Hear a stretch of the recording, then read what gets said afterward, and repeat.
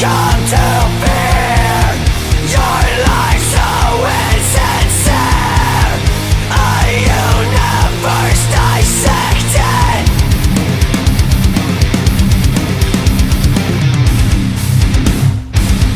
Your face was erased. The miracle waste of life natural just like them. Nothing to fear but everything a fucking die for. The only way you'll ever pull through, 'cause if you let yourselves get placed into a casket, I feel like this poison coursing through my veins. You know this, it's your fault. Now prepare for pain. There'll be nothing left when I'm done with you. Raised and infected. Time has come to fear your life so insincere. A universe dissected. Think of it all, you was never there. You're stuck in a cave and you never know where.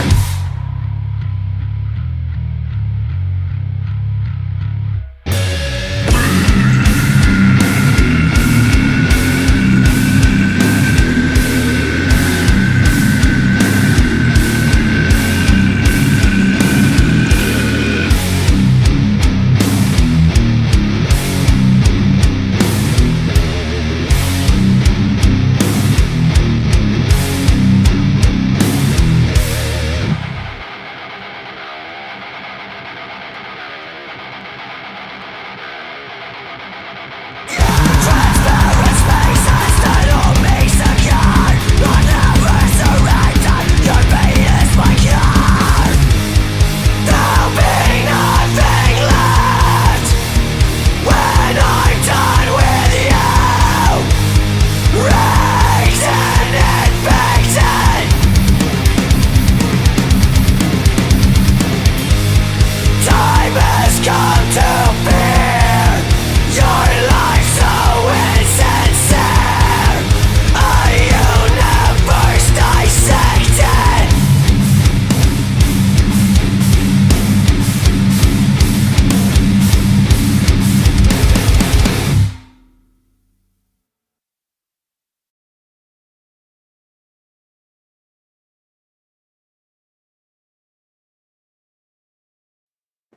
Hello everyone, this is the Nameless One, and tonight we will be doing an Alicorn Discusses on Fallout Equestria. Before we get started, I want to remind everybody, don't forget to like, comment, subscribe, ring the notification bell, all that great stuff. Follow on Twitch, and if you want to subscribe on Twitch, I would appreciate that as well. Other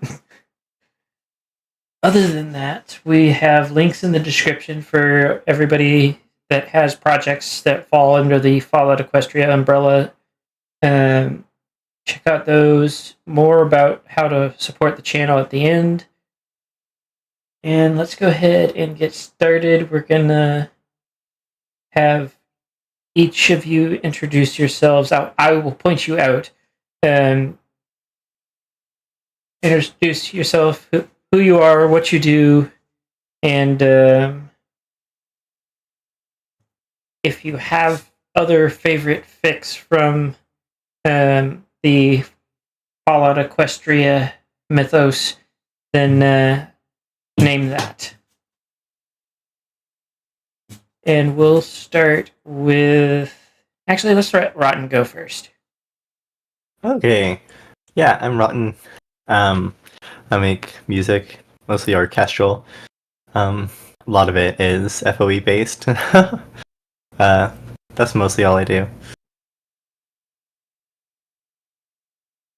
Okay. Do you have a favorite fic other than Fallout Equestria, or you just...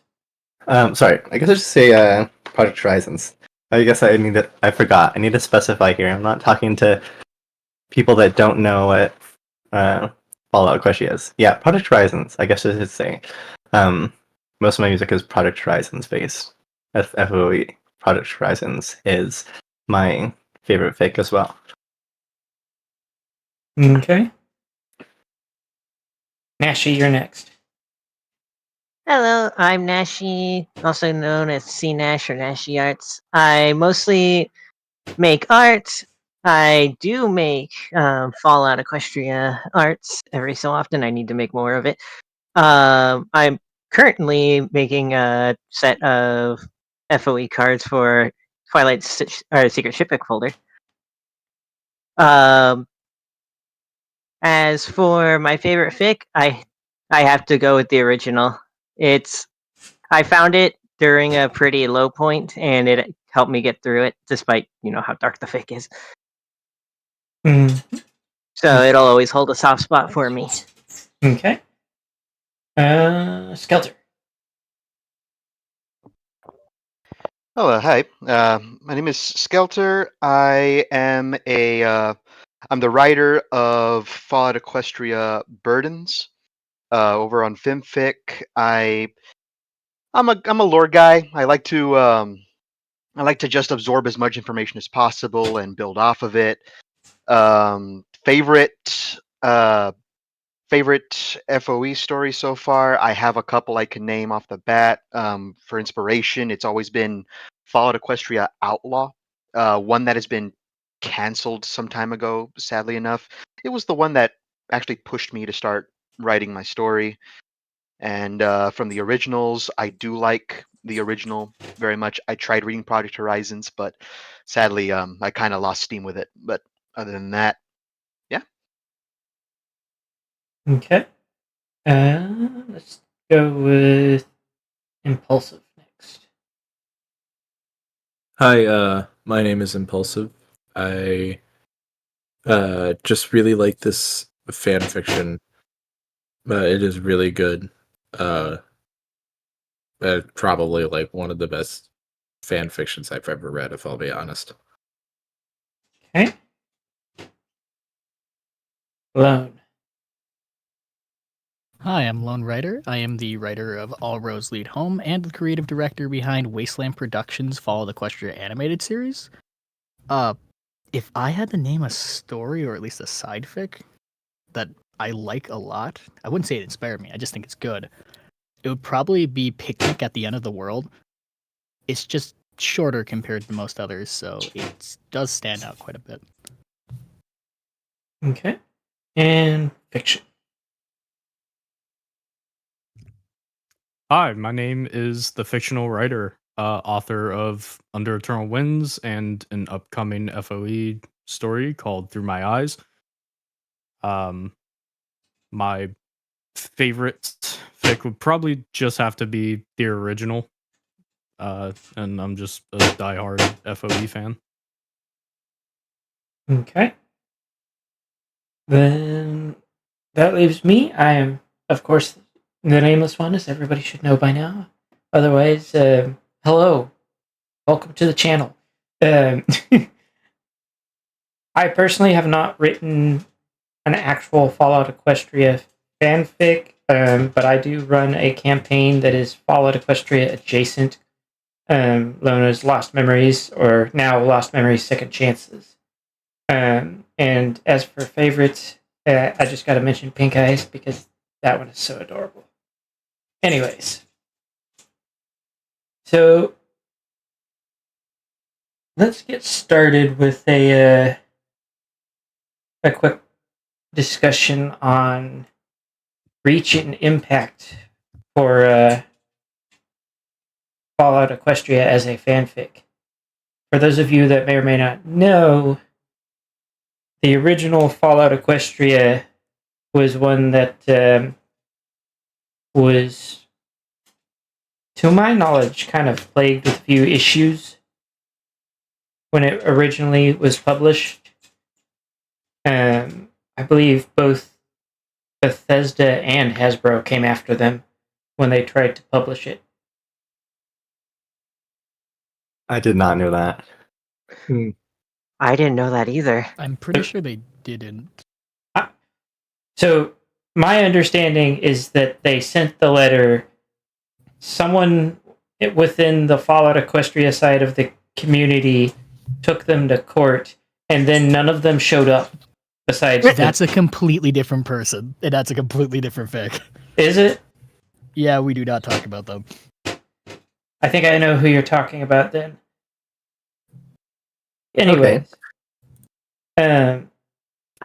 regardless, from my understanding, it's one of the few fics that originally started with like the whole. So this is part of where, as a member of the fandom, I am very fuzzy. So you guys are going to have to help me out here.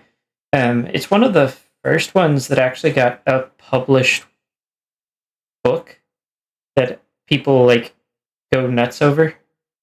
I got it right here. Yep. I I do mean, it's either too. that or Background Pony, I think. I forgot Background Pony had an actual publish. I have heard about that one.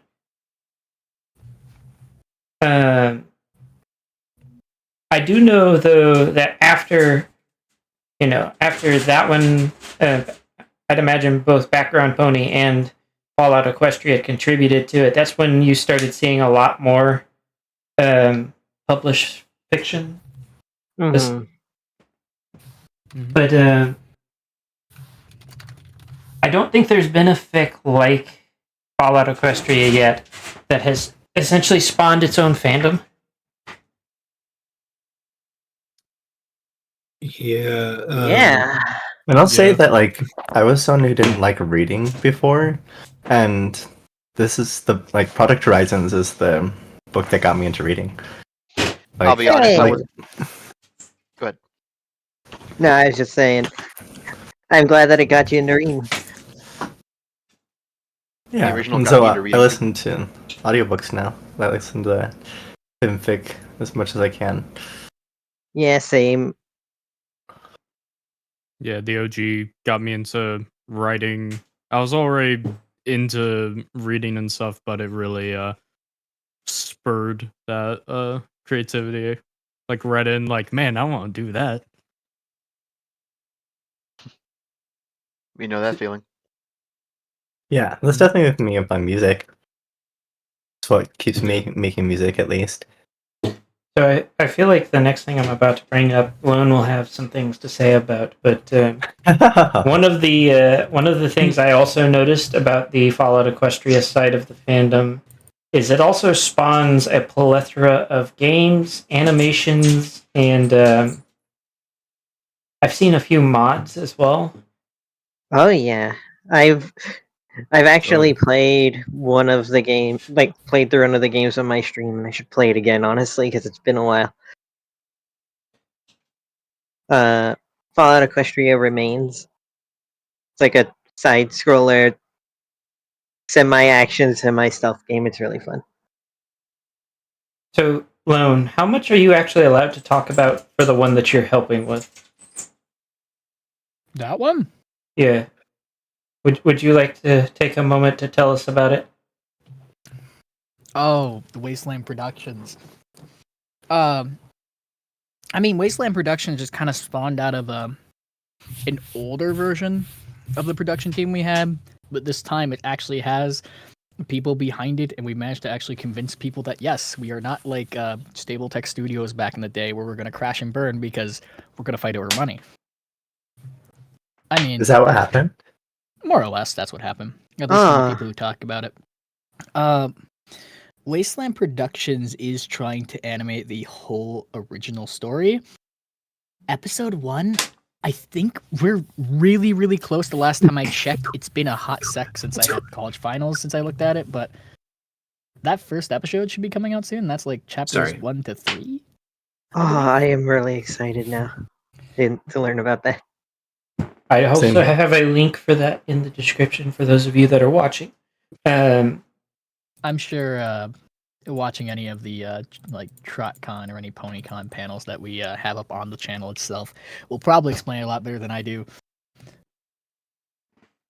So I don't know what else to say about it. I mean, if you like Fallout Equestria, there's a high chance you'll just like it in general. That does kind of bring me to a topic that kind of goes hand in hand with Fallout Equestria projects. And there's a lot of ambition that goes into it, and so many that never get off the ground. I remember when I first joined the fandom, I started looking through YouTube because I found Fallout Equestria, and I'm like, somebody's had to have like done some sort of animation or game related stuff for it, and all I could find were trailers upon trailers upon trailers.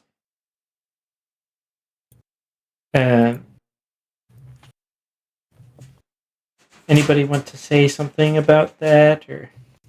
I Right. think it's. Sorry. I was just gonna say we're trying to get this part out of the way before we jump into yelling at each other about the story. Okay, yeah. Yeah. Impulse, do you want to go? I think for the game side, as someone who's dabbled a little bit in like game development on like an indie scale before, it is.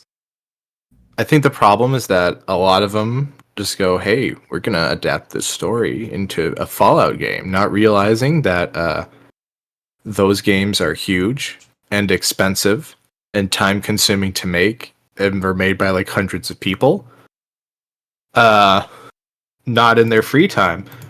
So, it's just everyone's like, "We're just gonna make this. We're gonna do that. It's gonna do all these things. It's gonna be just like this." And it's just like, no, it's not. Because you don't know what you're doing. That I already know because of what you're trying to make out of the get-go. Yeah, I have noticed that a lot of them suffer from scale and scope issues. Yeah. I think the best way to approach it would honestly just be to make a linear story-based game, just based off the book, and just maybe like levels instead of trying to make an open-world Fallout game. What were you gonna say, Lone? Sorry. From what I know, obviously, this is a lot of hearing it from people who have left other projects that are essentially trying to make games of that, especially someone who was on the writing team and someone who is helping game development. It is truly just kind of stalled, where a lot of people are just waiting for certain things, or at least from what I've heard from the ex-writer, it wasn't about quality, it was about quantity and pushing out as much as possible. So it feels like they're probably just stuck in a content loop of constantly making things and then simmering on it, and because there's no real like coherent actual unity within the project, it's going to become basically Fallout 2 except without a budget, where essentially it's just scatterbrained all over the place, and if the game will come out, well, we'll find out. Okay. I've also found that one of the things that I've noticed is that sometimes, like, even some of the seemingly smaller projects suffer from the "ooh, that's a cool idea" problem, where they will pile idea on top of idea to the point that I've dealt with the Fallout Equestria Dead Trees tabletop system, and you had to go through 4 different books to get the answer to one question. So that is Yeah. I have experience with that as well. I've heard about it, and I never touched the Dead Tree D&D system. Lone, you were going to say something? I mean, a lot of that's kind of rooted in the fact how people, and then again, a lot of people's introduction to Fallout Equestria is either Fallout Equestria or more than likely Fallout 3 over like Fallout New Vegas, just roughly when like the story came out. I guess a lot of people kind of get that whole Bethesda kind of esque mindset where it's a lot of world building and a lot of lore, and then they kind of forget they have to put the story in it. So I feel like that's where a lot of the bloat does come in. I could see that. What do they call that? World building disease? World building disease. Yeah, that's a familiar term. Simple solution, just right. Yep. So, on the topic of just writing, we're going to start heading more and more towards the actual story talk. But one thing that I'm going to mention that I've noticed with Fallout Equestria writers is why does it feel like so many of them it's a dick measuring contest to see how long their fiction can be? I think it's probably because the original fic was really long, so I think a lot of people feel like they need to make theirs comparable. Yeah, I saw that. I saw that like when Fallout Equestria first came out, and then Project Horizons came out with it being even longer. It just snowballed off there. For Yeah. me, it would be like how I said that I hadn't really read any book before Project Horizons before, and so honestly, like when I started reading like actual books, I don't know, like say like Hunger Games, I'm like, huh, these chapters are really small. So I think it could be something similar to that people might not be reading other books. And like, oh wow, look at this FOE book. I'm gonna write my own. At this point, they're just churning out again the quantity over quality mindset. Yeah, I mean, it's Yeah. like Yeah, a what lot two- of Hold on. Let's let Lone go first, and then fiction, and then Nash. I mean, like a lot of it kind of comes down to. I do agree with the whole like. I feel like not a lot of people realize how many word counts are in like the average chapter of a book. By the way, it's like 4,000 to 5,000 words.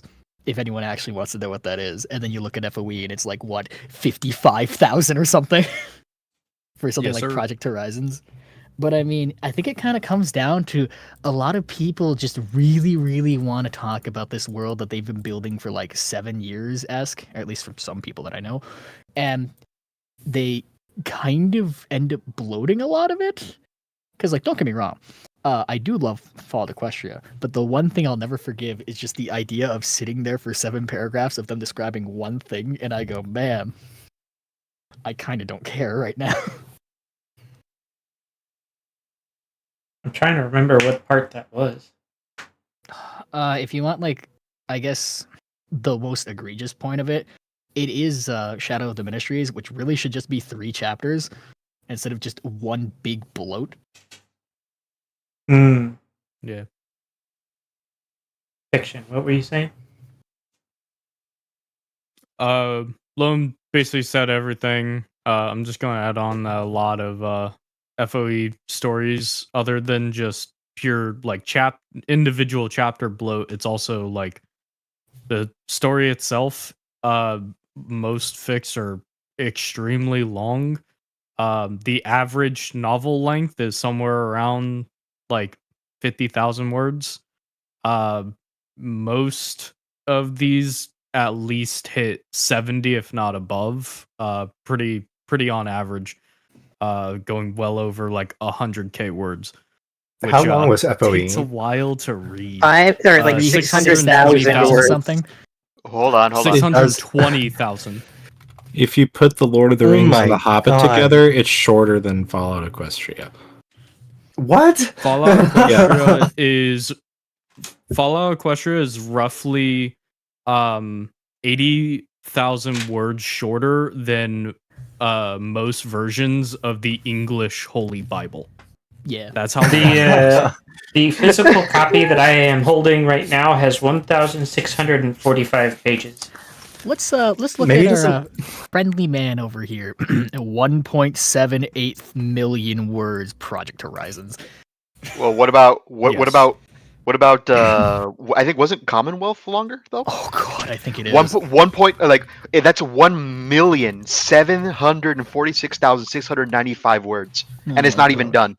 109 Oh. chapters. You know, I think I just realized something. That, yeah, like, Fallout Equestria Project Horizon was my first book. And now I've read actual novels and realizing, yeah, holy shit. It takes me, like, weeks to listen to Project Horizons. And, like, that's not normal. Not really. It's normally things are normally a bit shorter than that. Yeah. I'm more of the Yeah. philosophy of a chapter. What is it like? The length of a chapter is dependent on what is it? It's as long as it needs to be. I mean, sure, you can have a long chapter, but that's if you do it well. Yeah. I'm actually. Go ahead, Fiction. Or wait, I saw Fiction and Impulse speak at the same time. Who was trying to say something? Fiction first. Impulse was. No, I just said. Mhm. No. Okay. I was just gonna add that I also think another thing, Fallout Equestria specific in terms of its length, that I think a lot of people don't think about is it's basically taking what would be a video game story and a whole bunch of side quests and novelizing them. That's a good way of putting it, actually. So, I mean- like, that would Yeah, be a very true. lot of stuff, and that would end up being a really long book. So, like, in the context of that, it's understandable.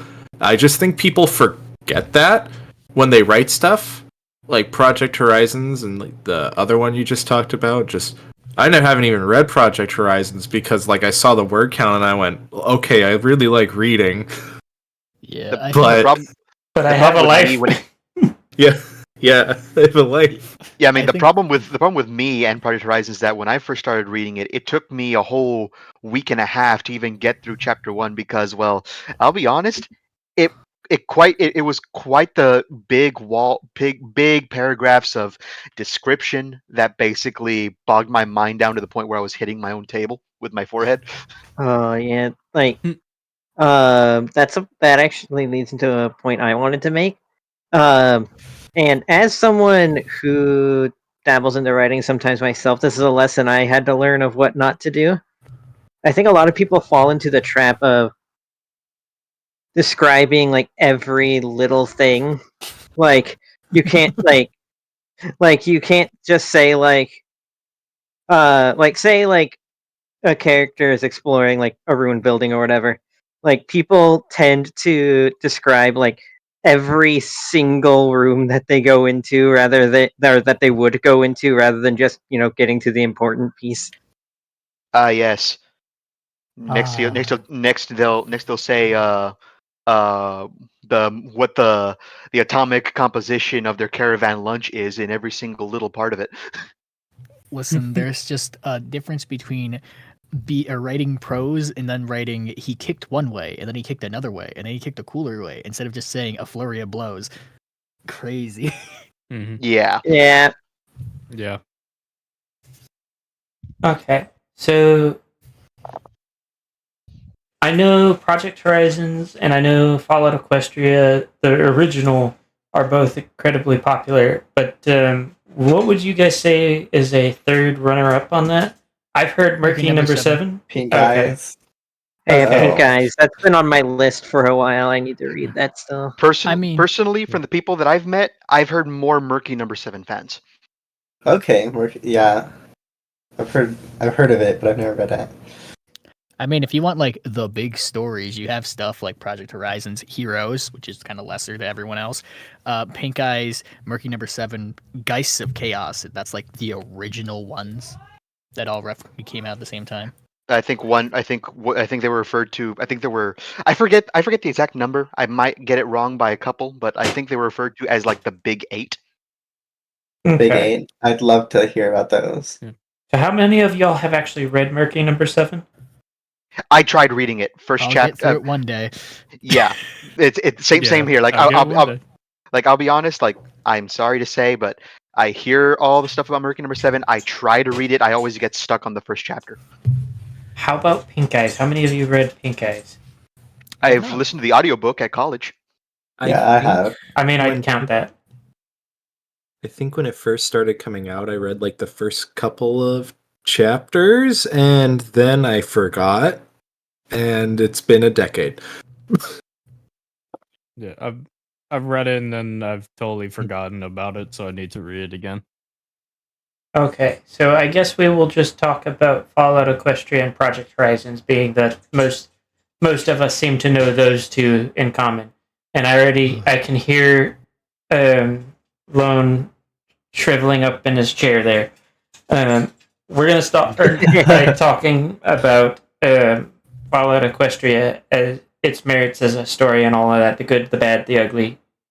I I'd love to give what's it called, Devil's Advocate for Project Horizons.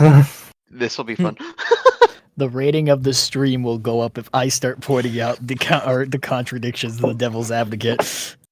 I am going to. Lone complains episode.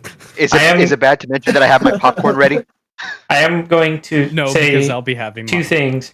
One, Lone, you cannot be the only one attacking Project Horizons. And two, Rotten, just fair warning, there's several writers here that have bones to pick with Project Horizons. So just a fair warning. Oh, yeah, I'm consciously aware We're all that people friends here. don't We're all like friends here. Yeah. Project Horizons. We're all friends here. It's just a friendly conversation, friendly little argument. We're gonna Friendly- hug this out in the end. Good conversation. Friends can have differing opinions. It's fine. A friendly argument with this gun I found. Anyways, Yeah. we'll go ahead and we'll get started with the first one, with it being the classic and the one everybody knows or should. If you don't know it, then how did you make it on this podcast? How do you not know it? It's in the Library You of left the Congress door and got open. a Shut up. congressman voted out. Wait, really? Yes, it's on the library. It's in Yes. the Library of Congress. Yeah. Yeah. We've invaded. Huh. A congressman wanted to get it removed because he really hated bronies, What? and we got together and voted him out during like his re-election. Holy, Is really funny. that's funny. Yeah, Yeah. it's very shocking. It's like watching an experiment happen. Your vote matters. Democracy works, people. Anywho, so besides being the one with the most far-reaching, I think what we're gonna do is go around and have people express their thoughts on the like positive side of the story, and then we'll do a round for the negative, and then we'll discuss as ideas are presented. Do you want to do Just- like 2 minutes so that everyone could go multiple times? I'm going to see how long it takes, but we're going to start with one portion rather than just listing, oh yes, the entire fic. So I think I'll let Lone go first. Good idea. Yes, strong We're doing start. the good, right? First. Yeah. Yes. I will say above everything else that Fallout Equestria does right, it honestly does write a very realistic and a very well-rounded description of addiction and how one overcomes it. Against a lot of other things I've read or watched over time. It does it very well. Okay. Is that all you want to say for that one? Yeah. I thought we were And- doing like one at a time. Yes, we are. I'm just making sure you didn't have anything you wanted to add to that thought before we either let other people comment or move on to the next person. I'm good. Does anybody have any comments on that one? I will say that I do agree with him. I mean, I agree. I do agree. I haven't read it in a hot minute, but I think I do agree from what I remember. I don't know if you need to hear me to say that I agree, but You don't necessarily have to say that you do or don't. I'm just allowing for opinions, whether differing or... I think Lone and I talked one time that there's not like a general overall theme of what like a Fallout Equestria is supposed to be about, but addiction is definitely one of the big themes. Skelter, you get to go next. Well, I mean, to be honest, what hasn't already been said? I'm just kind of one of those. I talk with Lone on a frequent. We go back and forth on things like this. New things come to light. Granted, I'm not somebody who can read very well between the lines. I'm a casual reader, but when something catches my interest, it does catch my interest, and sometimes things are brought to light. And honestly, that whole idea of it's a good story about overcoming addiction. Honestly, it it really does feel like that, especially as I sit here, think about it really, really well, and take into consideration all the other things that have been talked about even before the podcast. And I'm like, damn, why didn't I? Was it this obvious before? Like this. Um, aside from that, yeah, well, I'm also a fan of things that feel a little Western. It's personally Okay. just me though. Impulsive. The one thing that I think my mind keeps going back to is that um, name 2 franchises that should never be put into a blender. This should be on that list, and Helldivers I and think Hello that's something that's genuinely like amazed me. Like what back when I first read it, even now, is that this is a crossover that really should not work on any level whatsoever. But it does. Like it's just like the right elements were taken from like each one to like put together in a way where it like totally makes sense.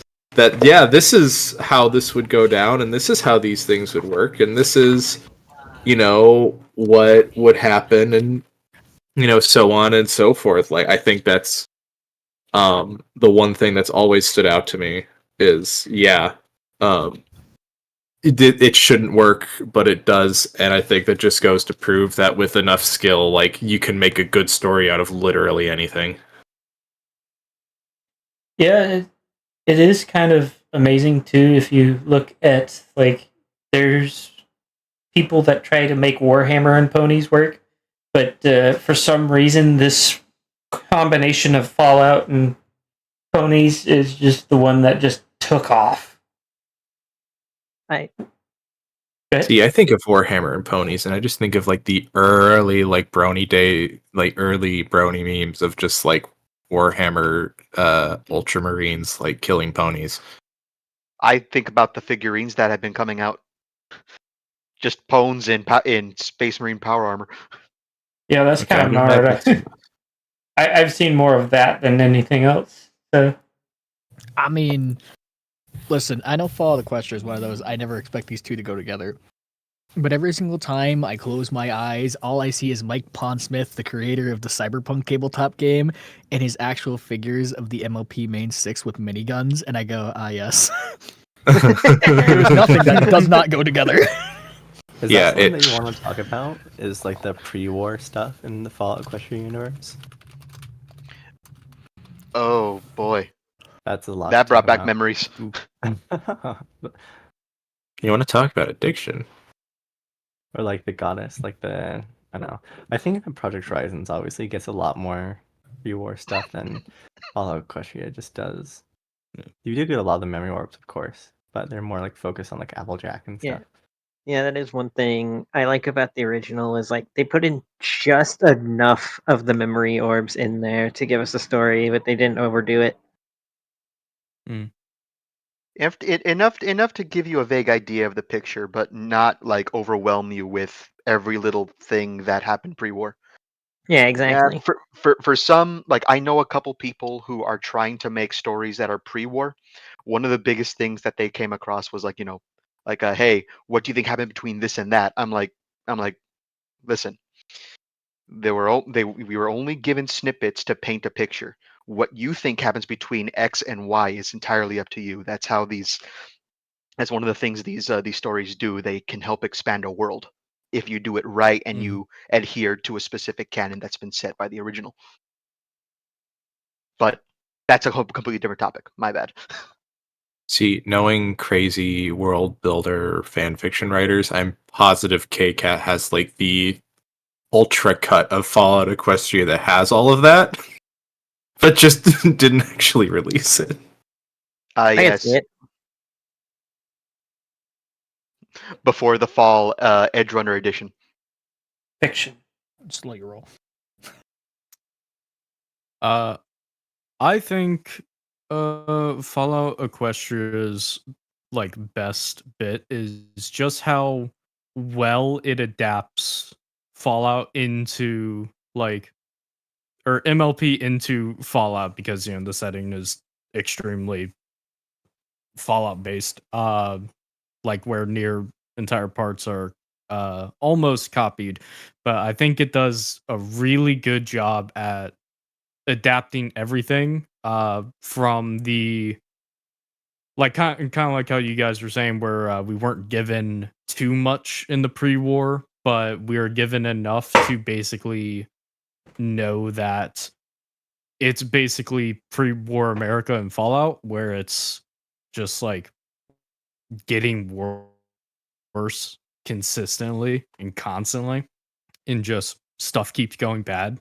And then everything after, it just melds everything surprisingly well. Everything from like robo brains to like laser weaponry, like just pretty much everything just kind of melts in together. And there still is that kind of like how Fallout is very 50s Americana McCarthyism kind of vibe.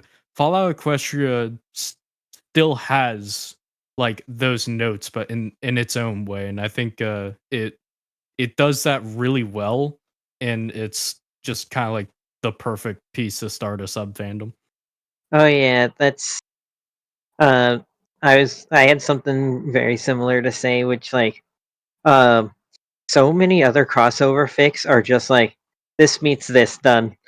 But there was so much effort to actually like take the Fallout stuff and actually, you know, rework it so it actually fits the universe. Like you're talking about the laser weapons, how like they're magic weapons powered by crystals. Like Mhm. that kind of stuff. There's a lot more effort taken to actually bring the two together, like in a way that it actually fits MLP. Like whereas a lot of other crossover fics are just I like these two things. Let's bring them together, but they don't put any effort to actually meld them. It's just like two dissonant things happening in the same world. Yeah. They're Kind of- stitched together where they should be blended together. Kind of Yes, makes me exactly. think of the official Hasbro crossover between My Little Pony and Transformers they did in the comics, where it was just like, oh, and suddenly Transformers. Yeah. Yeah.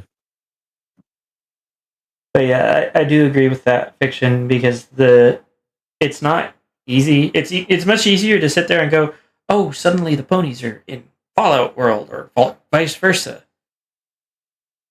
So Oh yeah. the amount of care that was taken to blend these together is very well done.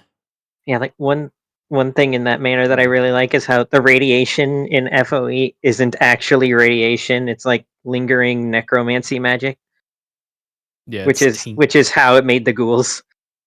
I like the leadership. How like you have to have the that it went from like Celestia to Luna. It's Luna who's leading the country in this story. Oh yeah. Yeah, and then it went to the ministry mayors, and Yeah, I it's really like how that was kind of set up. yeah, I remember that. Same. Yeah. I Um, think Ooh, you can go. Oh god. I was just gonna say I think the thing about FOE that I love the most is how like yeah there are like the bloaty chapters, but when it's like the parts that are written well are written really well. Like I first like I didn't read it, I listened to an audiobook.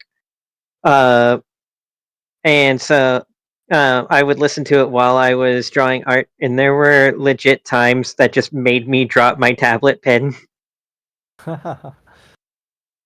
Is it possible for us all to say one of our favorite like scenes from FOE? Like, is it possible to agree on one scene from individually, like one of us? Like, I think If everyone knows the scene. yeah, I think I know my own favorite scene.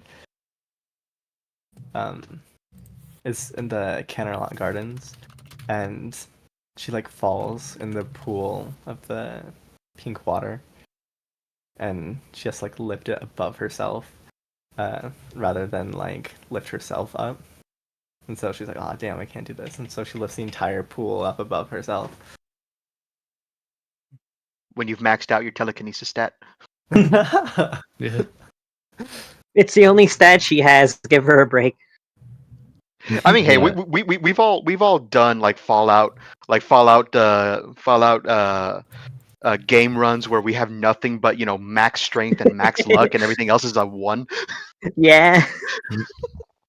I think if I have to go for a favorite scene as someone who hasn't read it in a hot minute, I guess I'd go with one that's like stuck with me since I first read it.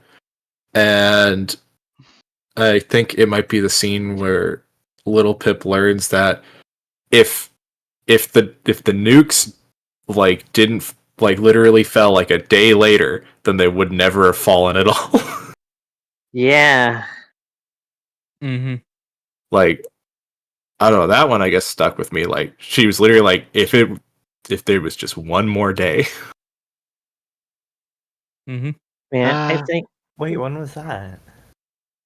I don't Was exactly that- remember when she, That in the... but it's basically like Equestria was just like one day away from winning.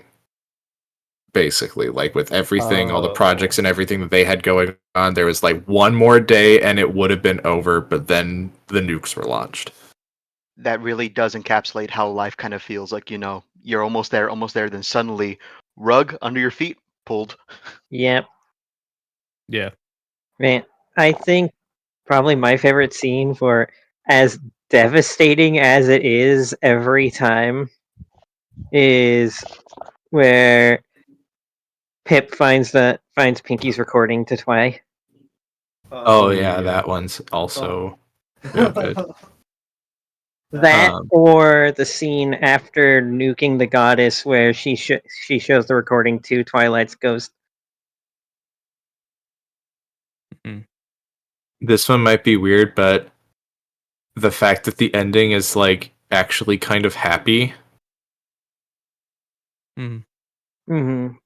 like that's The actually pretty ending- nice. Yeah. Yeah. The new Canterlot Republic. Fiction loan. Yeah, Do you too? the Go ahead, Fiction. yeah. The end of the story actually ends with a quote from Joshua Graham, but it's given to Fluttershy. I really like that. But my favorite scene from a pure like just perspective, the whole thing is the death of Twilight and her consumption by Trixie, who is becoming the goddess. That scene is horrifying. Oh yeah. And it's really like dreadful. Knowing how like strong Twilight was and how like she was just trying to like make everything better and try to help Trixie kind of like elevate and stuff. FEV, but it's a lot like happier in its goals. But Twilight's death of being stuck in that room for so long that she like has lost all of her muscles, her body is eating itself to death. She's like starving, incredibly dehydrated, and then the magical tentacles come in and drag her out Yeah. is terrifying. Could you remind me how the master becomes the master and like the actual story? Because I don't Yeah. know at all. The goddess. Yeah, In 'Cause how Fallout, did they adapt it? okay, so in Fallout, they go to Mariposa military base. It was Harold, who you can meet in Fallout 1 and 2, I think. And he's a ghoul who is starting to have like a tree grow out of his head, but he was originally a human. Along with another man that I forget the name and one other guy. The Fiction? first, yes. Don't also forget that he's in Fallout 3. Oh yeah, but yeah. I know. But anyways, the first guy who I forget the name of, or well, they go into Mariposa in order to like scavenge around. They've heard rumors of like people stalking around there and like stuff coming out of it. It's really like they don't know what's going on, so they go and investigate. And the guy is like a scientist, and during their exploration, they get attacked. And the like railing that he's standing on falls, and he falls into the vat, similar to how Trixie, when the bombs started, she fell in. But this is like far after the war and stuff. Days pass, and he eventually crawls out. Still human, but his body is beginning to change, and it's a terrifyingly like described from what we know thing where like he can feel his bones moving around, he can feel his organs like displacing. He's becoming this like just blob of goop. But eventually he gains the power, or gains enough like control, and has evolved enough to where he can control these like tentacles of flesh, and he eats a squirrel, A rat. or a rat, who had wandered in, and he can feel himself gain intelligence by devouring it. And he just keeps doing this. Eventually some people come in, he devours them. Eventually more rats and just other stuff wanders into the abandoned facility. Eventually he gets enough strength to basically put himself, like connect himself with the the military base's computer, and has this really gross like flesh tech hybrid. During this entire time he is like become extremely intelligent and has begun pondering like, what does it mean to be human? What does it mean to live in this post-apocalypse? How can we become a better species? How can we stop this fighting that, put us to the brink of extinction once and stuff? So the Master's story is great. And the adaptation in this version follows pretty closely on how they became the Master / Goddess. After that, it doesn't follow that closely. That's one of my gripes, but I'll leave that for later. Lone, before I go, do you have a favorite scene that you would like to share with everybody? I Fiction just spent like 5 minutes describing it, so I mean, I don't know what to tell you. Hell yeah. That works. Great minds think like. So I didn't get to answer the previous question, so I'm going to just do both at the same time. As a story, I love that Fallout Equestria is a very good example of a grimdark story done well. As a fan of Warhammer 40k, I am familiar with the term grim derp, which is essentially where it goes so dark for the sake of being dark that it just becomes bad. It feels like there's very little of that. And as for favorite scene, I actually really like the when she figures out that the cannibals are cannibals in the one village. Oh yeah, Arbu. and Arbu. Mm-hmm. I really liked that in the emotional stuff going on, and I can't necessarily quote it because it's been so long since I read it, but yeah. There was a lot very interesting going on with that. I like the way that it talks about rage, and how it compares like apple snacks like anger and like how he killed Zecora, and how little Pip like like wipes out the entire village like while she's just in this rage, and like that almost seems like a natural reaction. It's like, damn, what the fuck?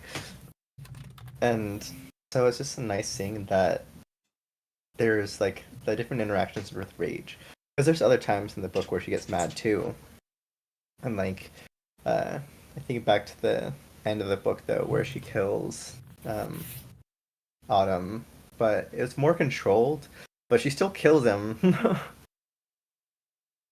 Yeah. Oh, before we move on, there's actually two small things I actually want to mention that I really like. If that's okay. Okay. No. One is I love since we mentioned the goddess, I love the detail that the Alicorn colors, like their abilities, are actually representative of who their colors resemble. Like how the purple Alicorns teleport, Twy teleports all the time. Trixie was just learning an invisibility spell, so the blue ones know how to go invisible. And then those twins that use magic to, like, quote unquote psychically speak to each other were green, so the green ones have the telepathy abilities. I've just always really liked that little detail. Mm-hmm.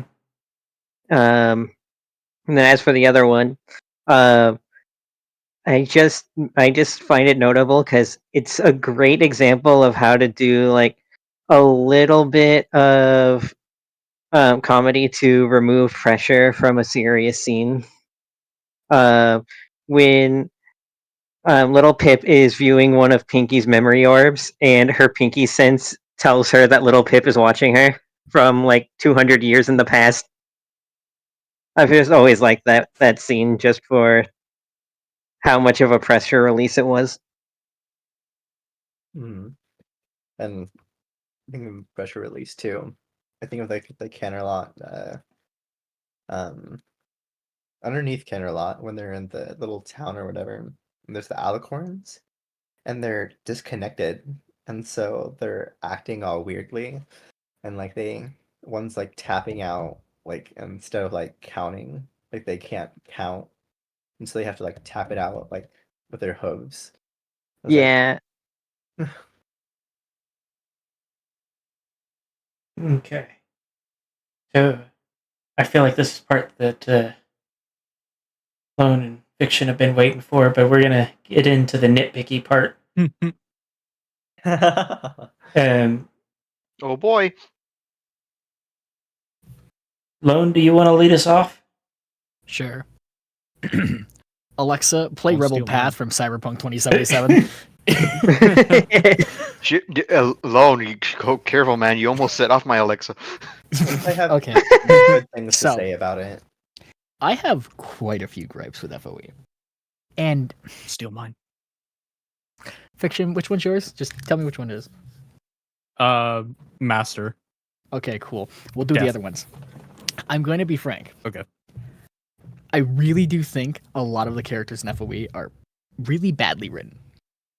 And a lot of people do look at FOE with these nice rose-tinted or colored glasses, but they tend to forget, out of the whole entire cast, the only one that really has like a well-rounded character is Steel Hooves. And then comes closest Calamity. But Steel Hooves has this nice round path for his character. There's a reason why I feel like a lot of people can agree with me, where it's like if Velvet could have literally been anyone, her like morality and her thoughts on the story flex like plastic half the time, where she's like, no, I don't want to kill anyone, and then she like shotguns 5 people down, or like goes, I don't want to force anyone to do something, and then syringes little Pip because the plot demands it. It's really weird for a lot of the characters, but I will say one of my bigger gripes is I know a lot of people were just praising for it. I don't like how close FOE drives the line between copywriting or just like straight up copying things. Because we all talked about Arbu. And I just kind of sat there and I went, it's just Aladale from Fallout 3. Can I make a note there right there? So I've had I've had this small little discussion with Lone before, and that is still important, and so I will say it. Like I said, Project Horizons was the first book that I ever really read, and so I had never really looked at like all these other types of media before, because Fallout Equestria Project Horizons takes from a lot of different types of media that I had never ever seen before and put it into something that I was absorbing. And so for me, it was something new. And so, yeah, it could be taken from it, and it is taking from other things, but it is something new for other people, and it is adapting it into this new story. Well, I understand that, but I when just wanted Fallout's to on the mention it. cover of it, you kind of already knew what you're getting into. I will say the one thing I will not forgive FOE on, because I genuinely think it's very poorly written, is I think everything involving the zebra side of anything in that book is horribly written. I will actually second that, especially because I'll get into it a little more when I get to when we get to the Project Horizon side of things. That's I have lots to say about that. Because I mean, but it just kind of feels like Zebra's evil, and note Zenith though, she's one of the good ones, cardboard cutout Twilight over there, and I don't know, it just feels like the token Zebra character that's in the background to like help Steel Hooves like progress their I'm not racist anymore kind of character arc. And I don't know, I just kind of shrug half the time to it. A lot of the other things are written beautifully, and honestly, like just reading it, you're like, wow, there's a lot of thought into this, and it almost feels weirdly like a plot hole for it. Who do the zebras in Zebra Town represent in the Fallout universe? Oh, Lil Camp Light. What's that from? Fallout 3. Little Lamplight, you mean? Yeah, Little Lamplight, sorry. Yeah. With McCarthy, I will kill you when you're older. Just waited until Fallout 4. I remember that review. But yeah, it was just a town of children where the adults were taken, so they had to survive for themselves. Yeah. Yeah, I mean, a lot of it. Like, what do you think, fiction? What could they have done better to implement the zebras? Make some like actual characters that aren't just like token for the plot. Or just write anyone. Yeah. Because Fallout Equestria takes from Fallout the like paranoia and hatred of the like Chinese and the communists in Fallout and just sticks it onto the zebras like full blank. And then in Fallout you don't meet an actual like Chinese character outside of Anchorage, but we don't count that DLC for this. Outside of that one encounter in Fallout 4, and there you can reconcile. But that was Fallout 4. This came out before that, so. Yeah, I mean, like, even then, if you have, like, every zebra that they have lined up, and I ask you, like, what do you know about the Zebra Nation? All you know is they're conniving little assholes that essentially use potions and big robots, but somehow are extremely tribal. And the whole entire reason the war happened was this whole misunderstanding in which they hate Luna. And it's like, okay, what else? Are they just the generic bad guy, I guess? Because we need the world to go to hell? Yeah, I gotta agree with that one. Like, they very much treat the zebras as generic, faceless minion bad guy. Yeah, they're more just a plot device to get the world into Falloutness than anything else. The I know faceless we're bad not- guy. Yeah. I know I we're mean- not quite to Project Horizons yet, but I'm it not does good better than the zebras. I don't know if I agree with that one. Like, I'm gonna be More frank. than I'm more, not gonna. more than I'm not Fallout gonna Equestria. shell mine out yet because we haven't reached that section. Yeah, There's we'll a reason get to why it I later. wanted to have someone who's half zebra, half pony.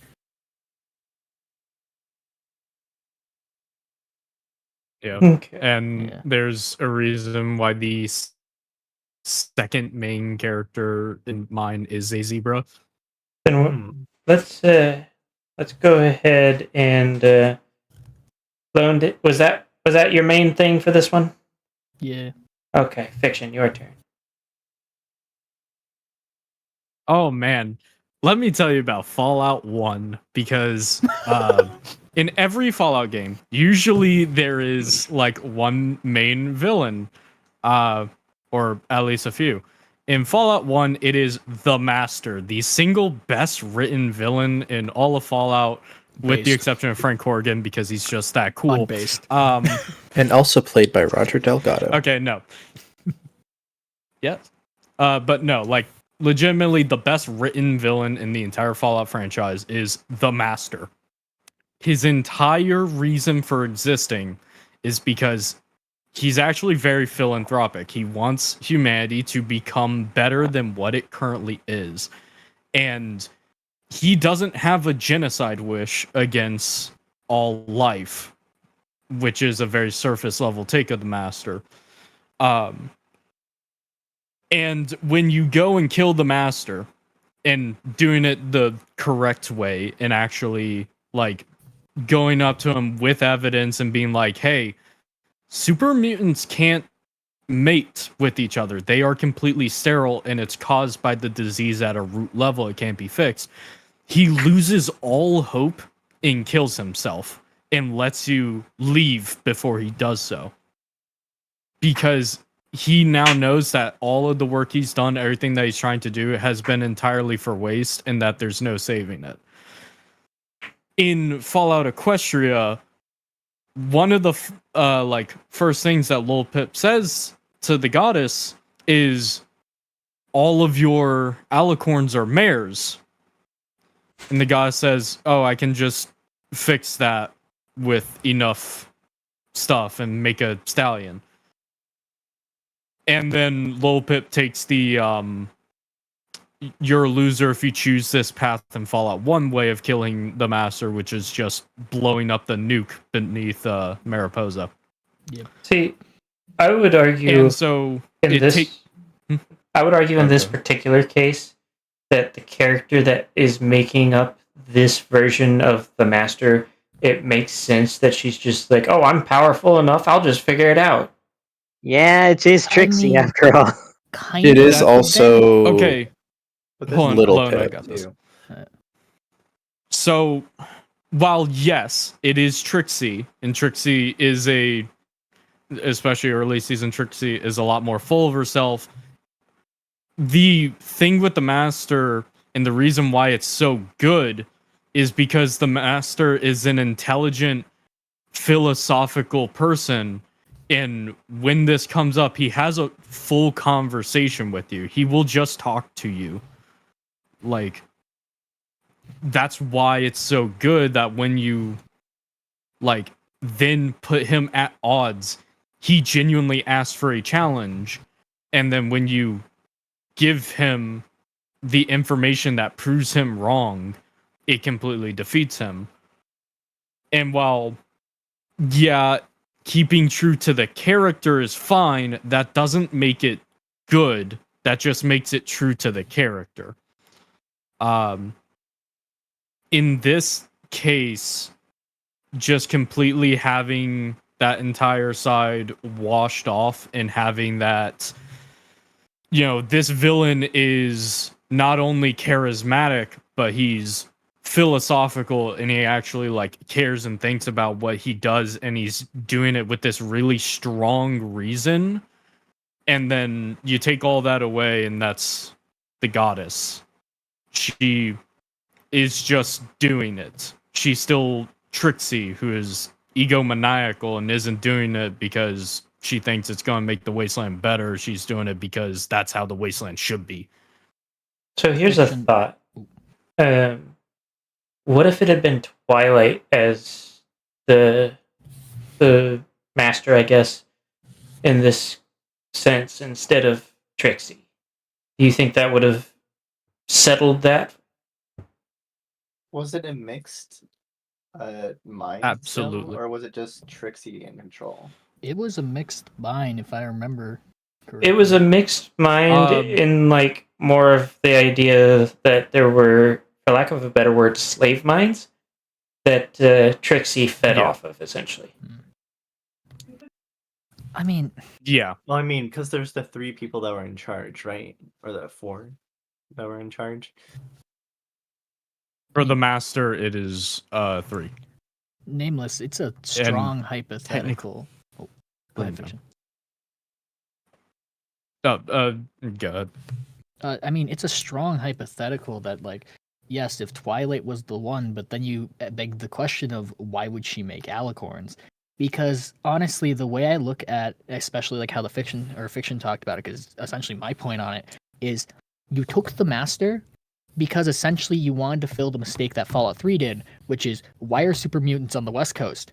Yes, that is the answer to Fallout 3 having super mutants.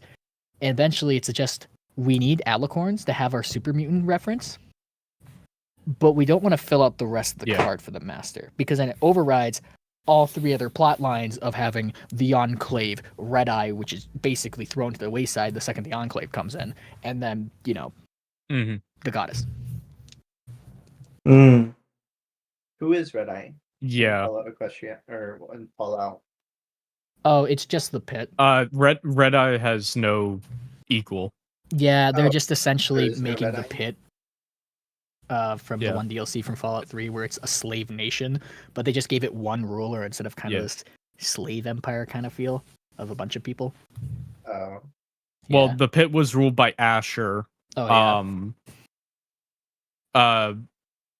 Asher's story is super cool, but Red Eye is unique. To call Red Eye the equivalent to Asher is completely wrong. They are totally different characters. They have different motivations. To give them an equal is just not in there. Autumn is obviously Autumn from Fallout 3, and then the goddess is the master. Yeah. Well, I think Fiction, is that all you have for that one? I'm gonna let Skelter go next. I have a tiny bit more. Because I wanted to actually answer what you said about Twilight, and then Rotten's about the 3 minds controlling. I think Twilight being like the main mind would be a lot different. I think that would get us a lot closer to like how the master was. Now I know it sounds like I'm just saying you should just do the master, which it's good. But you don't have to do an exact 1-to-1 copy of the master. I just personally think that the way that Trixie was handled and then becoming the master, who is meant to be this extremely intelligent, extremely philosophical character who is trying to do things out of a like the goodness of my heart and what needs to be done for the betterment of all mankind. I think they just did the master dirty. And then to address Rotten, from what we know, it's still just the mind of the original scientist who is in control. There may indeed be slave minds, but the master's presentation is that occasionally they have other voices talk, but that's seen as kind of a part of the mechanical system that he's plugged himself into. He's also just kind of meld with everything else. It's also a flesh blob that has consumed other humans, so who's to say he doesn't have other vocal cords? But I'm gonna go ahead and let That'd be weird if you had multiple vocal cords to say things with. I mean, if you're an eldritch flesh abomination, like what are you going to tell him, that he's not allowed to have more? I mean, one of them Yeah. is literally just But a robotic voice. the master only has one head. There is one thing I would like to say to fiction as like a devil's advocate thing. Okay, hit me. It's specifically about the solution to the goddess problem, and that they didn't go the intelligent way. It is Okay. very in character for Little Pip to just shoot or blow things up. That is her solution to a whole That lot of is- problems. Yeah. Yeah. She goes That into a is town, entirely sees fair. Velvet Remedy is just there, and just starts shooting a bunch of people. Lol. For Yeah, no she's reason, true. really. Listen, Yeah. Like, it's just a That is Fallout at the playthrough. beginning of the book, though. that is at the beginning of the book, but that's something she just does all the time, is I'm just gonna shoot him. Yeah. It does generally stay true. Also, the whole they are only mares and that can just be fixed by editing the strain also kind of pokes a hole in it all. Yeah. Skelter, your And- turn. Before we get this sidetracked again. Before I tell more Fallout lore. Same. Skelter. Oops, sorry about that. My mic was muted. I was actually just waiting for this thing to happen for this. Sorry. That was very. What is it? That was very long. Sorry, my mind's a little bogged. But You're welcome. I think one thing I personally didn't like about Fallout Equestria is personally for me, since Fallout 3 was a game I started out with, I liked it, but obviously, like after finding out New Vegas, I thought it was a much better game. But besides the point. One thing I didn't like that Fallout Equestria, that the original FOE didn't really expand on, and kind of just I felt threw in there, was the Enclave, or rather the implementation of the Enclave. The Enclave was the Enclave in the original Fallout series was a faction that I looked really into, mainly because like black armored metallic boogeyman of the wasteland, right? When it came to their implementation of Fallout Equestria, I was honestly the whole way I was just trying to figure out what their ultimate goal was. I could not figure out for the life of me why they were even declaring war on a wasteland when one of their council members, Harbinger, died at Maripony. Where obviously I can see why KCAT probably didn't go for this route. The original Enclave was all about racial special purity, I guess you can say. The whole reason why they had the FEV was to basically purge the wasteland of who they believe were mutants. But as for the Enclave in Fallout Equestria, I just personally had a problem with the fact that they suddenly show up and now the whole wasteland's at war with this faction that just dropped from the sky, and suddenly we have to deal with them. I just felt that they were a bit more of a wasted potential. Okay. Yeah, I'd agree with that. Yeah. I have a feeling that the majority here is not going to necessarily have anything to say about that one. I mean, it's kind of why, for my story specifically, I do focus on an Enclave splinter group that, after Operation Cauterize, legit just abandoned Equestria and found themselves in a land that they technically cannot escape. And really, their ultimate goal is to basically, it's just so single-minded. It's just to get back at the wasteland for the fact that they lost their heaven in the sky. The thing is, though, is obviously with the situation they're in, they're such a small, weakened fish in a very, very big pond. So the way I treat them is literally a case of, yeah, they're there, but they're all bark, no bite. Mm.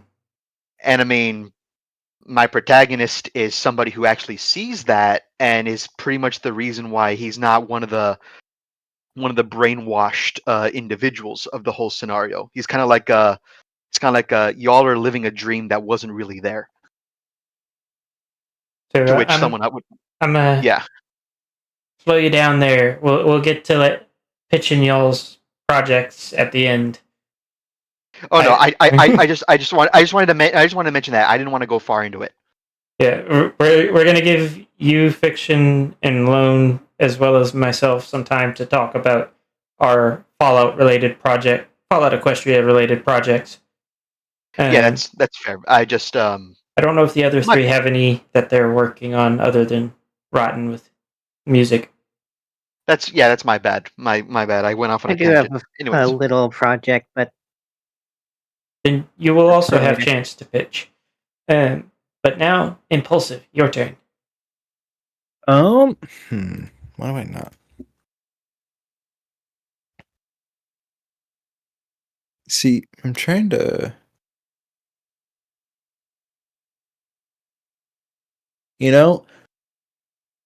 One thing that I just remember not liking is, because admittedly, yeah, it's been a little while since I've read it, but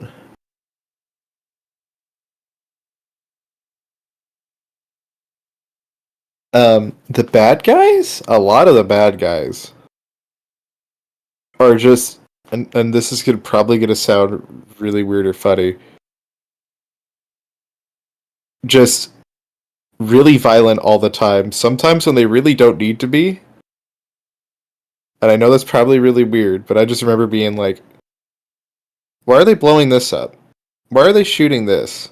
Why are they doing this? It doesn't even make sense why they would be doing this right now. I'm trying to remember a specific example, but I just remember that being something like, not like I don't like grim dark or whatever, but just sometimes like, why is it happening like this though?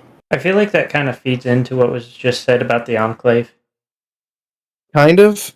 Mm-hmm. I guess you could say it could apply to the Enclave, but there's just some times, it's obviously not every time, and it's not every villain, but because there's a lot of antagonists. But yeah, sometimes it's like, well, it's like, it seems a bit like, well, we're just gonna make him this antagonist is just gonna like kick some puppies. It's like, why? Because they're a bad guy. I feel like They kind I of think brainwashed because, like, how would you convince these people that are supposed to be like good natured into doing that? Because like it does say that like these are just normal people out there. Like, how are you convincing these normal people to go kill people? I feel Yeah, I like mean things like the Brotherhood of Steel. I forget what they're actually called for FOE, but Steel Rangers. Steel Rangers. Steel Rangers. There we go. Thank you. I feel like the Steel Rangers is also another one of those where it's just like, I think I'm thinking specifically the Steel Rangers. Like, why are they so over the top evil sometimes? Like, it just seems like it's like, we can do this, so we will, and it's like, all right, that's yeah. The game interesting. especially with the excessive use of ammunition when they're supposed to be hoarding tech. Oh yeah. That I never thought of that one actually. Quick, That is a good point. blow up this birthday party. Nameless. Sorry. God, that's right. They did blow up a birthday party happening in the Blow up stable. a birthday party. Like, I remember being like, really? He just walked in and went, oh, it's a birthday party. Kill them all. Nameless, I'm gonna keep it 100 with you. They do that in the game too, the whole wasting ammo. They just want to make sure that no one else can use it. I'm aware. I wasn't going to say that it wasn't a problem with Fallout itself as well. There are reasons for this. As a lore guy, there are reasons for that. Yeah, go But no, ahead. I agree. Game that the is Steel not Rangers official. are a bit much. But Which one are you talking about? Impulsive, was that all you wanted to add? Yeah, that's all I can really think of that hasn't kind of been said before. Okay, Rotten, your turn. actually like the book a lot. I don't have a whole lot to say that I didn't like. The one thing that I can say that I really didn't like was and so I blacked out and woke up sometime later, where it's just like there's so many times in the book where she just like passes out, and it's like, oh, okay, I guess she's taking a nap. Yeah, that is kind of used as a crutch for a time skip rather than just ending the scene properly and moving on. But I don't know how to Uh, end this. Bleh. Yeah, and so that was the one thing that out of the entire book that I could really say that I didn't like. That was the one thing I could offer. I Nashy? feel like a lot of Most of what I disliked has already been said. Like at the time of reading it, a lot of this stuff I actually didn't catch while reading it because I actually I guess listened to FOE before I actually played any of the Fallout games. So I didn't catch all this on like my initial playthrough, but it did hit me, once I started learning more. Let's see, I'm trying to think of anything that hasn't already been said though. It's okay. It has been a long topic, so if you don't have anything right by now, it's okay. Yeah, I don't think I have anything else specific to add that hasn't already been spoken with or Okay. spoken on. Then I'm gonna throw my 2 cents in there. It feels so. I play a lot more games than your average person. I've spent way too many hours in a lot of games, and one of the things I played Fallout 3 a long time ago, and I remember playing Fallout 4, and a lot of those storylines that they have in Fallout Equestria, you could have entirely missed playing through, say, Fallout 3 or 4, New Vegas, any of those. And it feels like they tried to bundle up all of the storylines and cram it into one linear storyline. So at some point it starts to like get disconnected where it's like the Enclave thing feels like it should have been its own thing. The Master thing with the goddess should have been more like that. Feels like a natural conclusion to a story compared to the the section with the Enclave. The Enclave feels like it was just kind of tacked in because we need to have our Enclave reference. Oh yeah, actually, yeah, I kind of get that. It's like, yeah, I could have ended there with the goddess. man, And- just like Fallout Yeah. 3, they just appeared out of nowhere. The We're here too. the branching pathways of a game, you need to, rather than adapt all of them, well, you could technically adapt all of them, but they need to be separate stories. You can even use the same character for all I care, but like each story was meant to be played through differently in the games, so don't try to force all of the stories into one story when you adapt it for writing. And really funny is if there's like 3 versions of the story, but like all this different story events happen. It's like you dealt with the Alicorns, but the Enclave killed everyone. Oh wait, I think I actually remembered something. Oh, go ahead. Like, you guys earlier mentioned like, what was it, Grim Dork? Like where they try to get so dark, it just kind of ruins it. Yeah. The description of the inside of Golden Oaks Library. Oh my gosh, Oh. yes. That I don't Books Like- are dumb. where like they're like I like intestines being used as streamers and their like heads nailed to the walls and stuff. I mean, I'm not gonna that's lie just- though. Keep in mind that is more of a Fallout issue where it's just like raiders past Fallout 1 and 2 are just generic fucking psychopaths. Mhm. But that's not what this discussion's Yeah. about. Now, so we're gonna move on to Project Horizons and discuss that one a bit, since that's the. I was hoping to get 3 in there, but Can we start with the bad things? what's that? Can we start with the bad things? No. Start with the good things. Yeah, let's start with the good things because that's the format we did for the other one. But before that, we're gonna take a short break. I'm gonna throw an ad in Twitch and run to the bathroom real quick. Yeah. Okie doke. A break sounds great. And I will also, once I get the ad started for YouTube, it randomly inserts ads for them. So I'm just gonna play a song that I got commissioned for my Fallout adjacent campaign by Ooh. Forever Free Brony. Nice. Nice. I think I know what song you're talking about. You know, Sorry. Ollie's Scott. Turn him down. Has anyone else here heard of Tales of a Junktown Peddler Pony? It is a delightful little audio series that is about a Junktown pony peddler. It looks like there was one episode that I never watched, so I don't know if the story actually concluded. It did when I last heard, but I guess there was one more that happened that I just didn't know about. It's a delightful little episode. They're about like 8 to 18 minutes long, but each one's like based off of like an old song. It's just a very nice little series to listen to.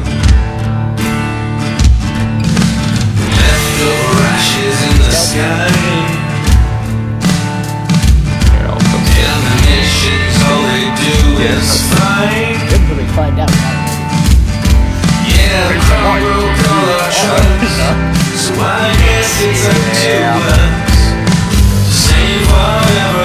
Here's the link in the podcast page chat. How Fallout is your story? Is it like mine? How Fallout is? Yikes. My story is pretty damn Fallout. So Yeah, Fallout. I'm gonna turn this Real down. Fallout, like very. Define real Fallout. Okay, I am back. Hello, back. Welcome So- back. Welcome back. Let's just say Windmills. there's a Chrysalis Highwayman. Oh my gosh. Are we tell me you crash it. That's the only way I accept this. Oh, 100% will be crashed at like max speed. So, Mad Max? No, this is Fallout. waiting for the. No. Well, this we're is waiting for the Patrick. song to finish out. We're gonna go ahead and jump into the good stuff for Project Horizons, and I'm gonna make Lone go first because I know he's probably gonna have the hardest time with that. No, I won't. That's No? that's- Okay. You know I have talked to Somber to their face about me not liking their fic. I have told them what I like about it though. Well then, how about you tell us? Like right now, or do you want me to wait until the music's done? Well, the music's almost done. Oh, Let's wait okay, for the I'll- music I'll- because it's kind of distracting. It's a good it's a good bit of music, okay? Forever Free is good, but man, it's distracting. Nameless, you know you can play a song through like OBS and stuff instead of through your microphone, It's fine. right? I don't care. What do you mean? What do you mean? Nameless. It came out. It came out so loud, so sudden. I actually jumped in my seat. Yeah, scale I have issue. to turn you to 10 every time. Yeah, but I use that for my campaign, so it's fine. But this is a podcast. It's a podcast. It was quick and easy, and you guys got to hear it too. I've heard it before. I'm I've heard glad For you so paid many attention. times. Anyways, Lone, Oh, we're back. let's hear what. Yeah, that was the end of it. Wow, this is about to be something that either a lot of people are going to be like, really? I really do. Okay, this is going to sound really weird coming from me. I really do like Blackjack as a character, which is the weirdest statement coming out of my mouth. I like Blackjack as a character purely because, honestly, the development of her character is really nice. I don't agree with a lot of her choices, but that's more of a personal issue on how she does things. But nothing falls out of line with her character. the development of it over the line is great. Though I do agree with the one editor that ended up making Speak. Blackjack really just needs a kind of better end note than she got. But other than that, I think Blackjack is fundamentally written well. Okay. Honestly, that didn't really surprise me that much, because yeah, that makes sense. Rotten, you get to go next. Okay. Where do I start? I think one of my favorite things about Project Horizons is the mental health aspect. That was the thing that drove me to it. I was having a mental health crisis at the time, and specifically like around chapter 42 or whatever, when Blackjack, leaves her friends to be alone, go whatever. And then she gets put in the mental hospital where she, has to like find her way out. I was like, damn, that like hit really hard for me. But still, like chapter 42 is one of my favorite ones, even though it's not the one where she's in the mental hospital. It's the leading up to it. It's the part where she's going crazy. And so that was really what drove me to it, is the mental health aspect. There's so much I could talk about, so it's hard to break it down. I really like the stars and like ethereal aspect of it. Kind of like the I don't know, there's other things beyond that's kind of like gotta play in things. And that I really liked when she died the first time. I know that Lone's gonna have a lovely time talking about how many times she dies in the book. But the first time that she dies, I love the scene where she like meets her mom again, and you see the first hint of what the Eater of Souls is, and she makes the decision to go back. I don't know, really touching moments. Okay. I don't Impulse- like that. No, Oh. actually, never mind. I'll wait till I don't likes till later. Yeah, That's right. there we go. Impulsive. As someone who has not read Project Horizon, I looked at that word count and said, no. I like that the main character has robot legs. That's neat, I guess. I like how we got both his like and dislike in one sentence. I like that it's only half as long as the longest piece of literature ever written. What is that? That's a Smash Brothers fan fiction.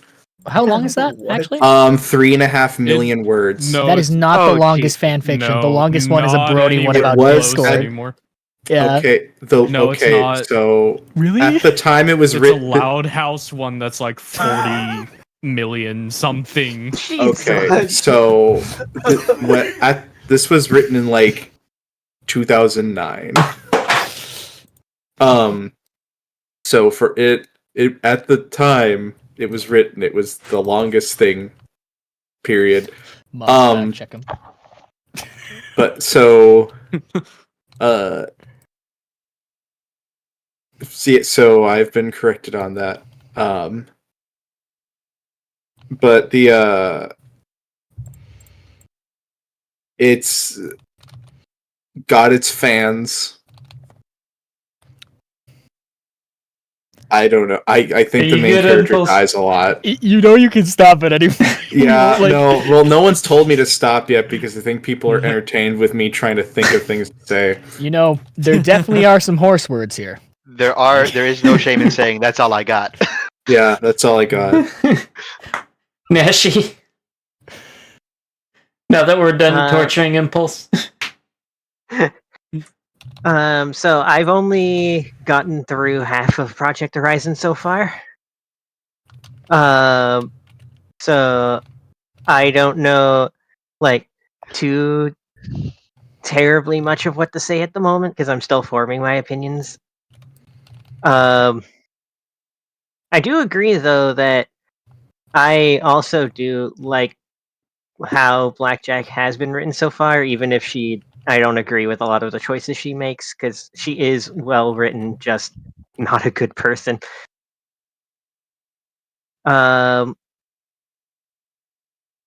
Like one moment that always sticks out in my head is she purposefully got herself drunk when being followed by ponies who wanted her dead just so they would underestimate her and so she could get away from a dead end.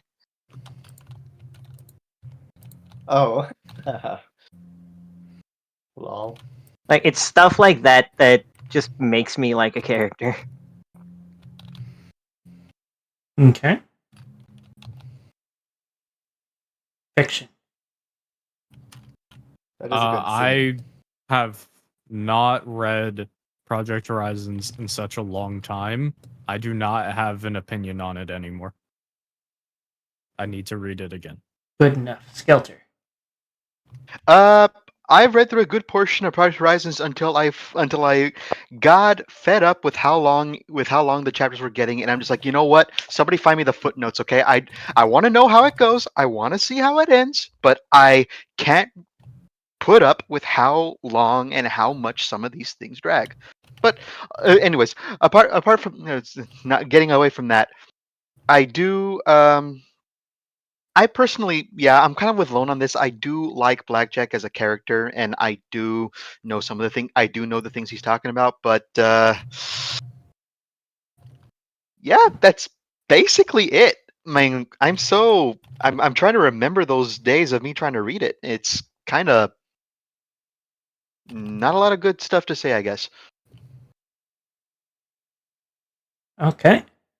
So I'm gonna go now because I'm pretty sure that's everybody. I've got two things that I enjoyed. I liked that they actually fleshed out the zebras a bit more.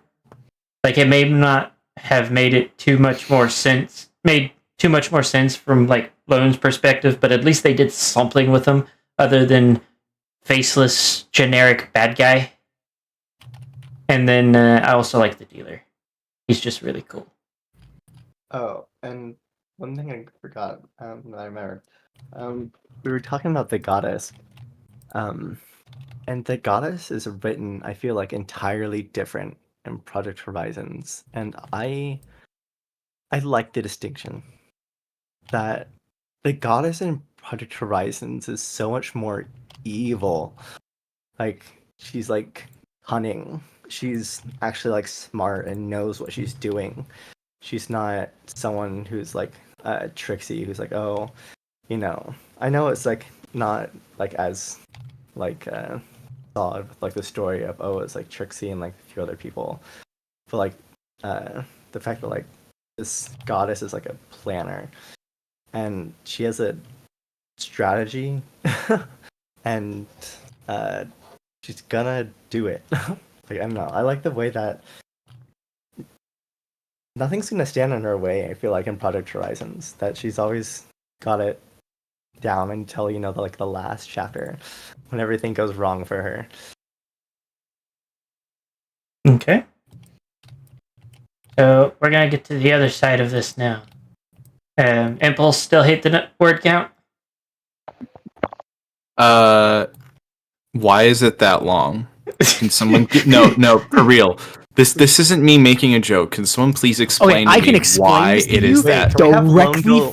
No, justify its length. No, right I now. can't justify it, but I can tell you exactly why it's that long. Let me put it this way. From Somber himself, the conversation we had, it would have been longer if his editors didn't tell him to stop. Yeah, Okay. I knew That is literally it.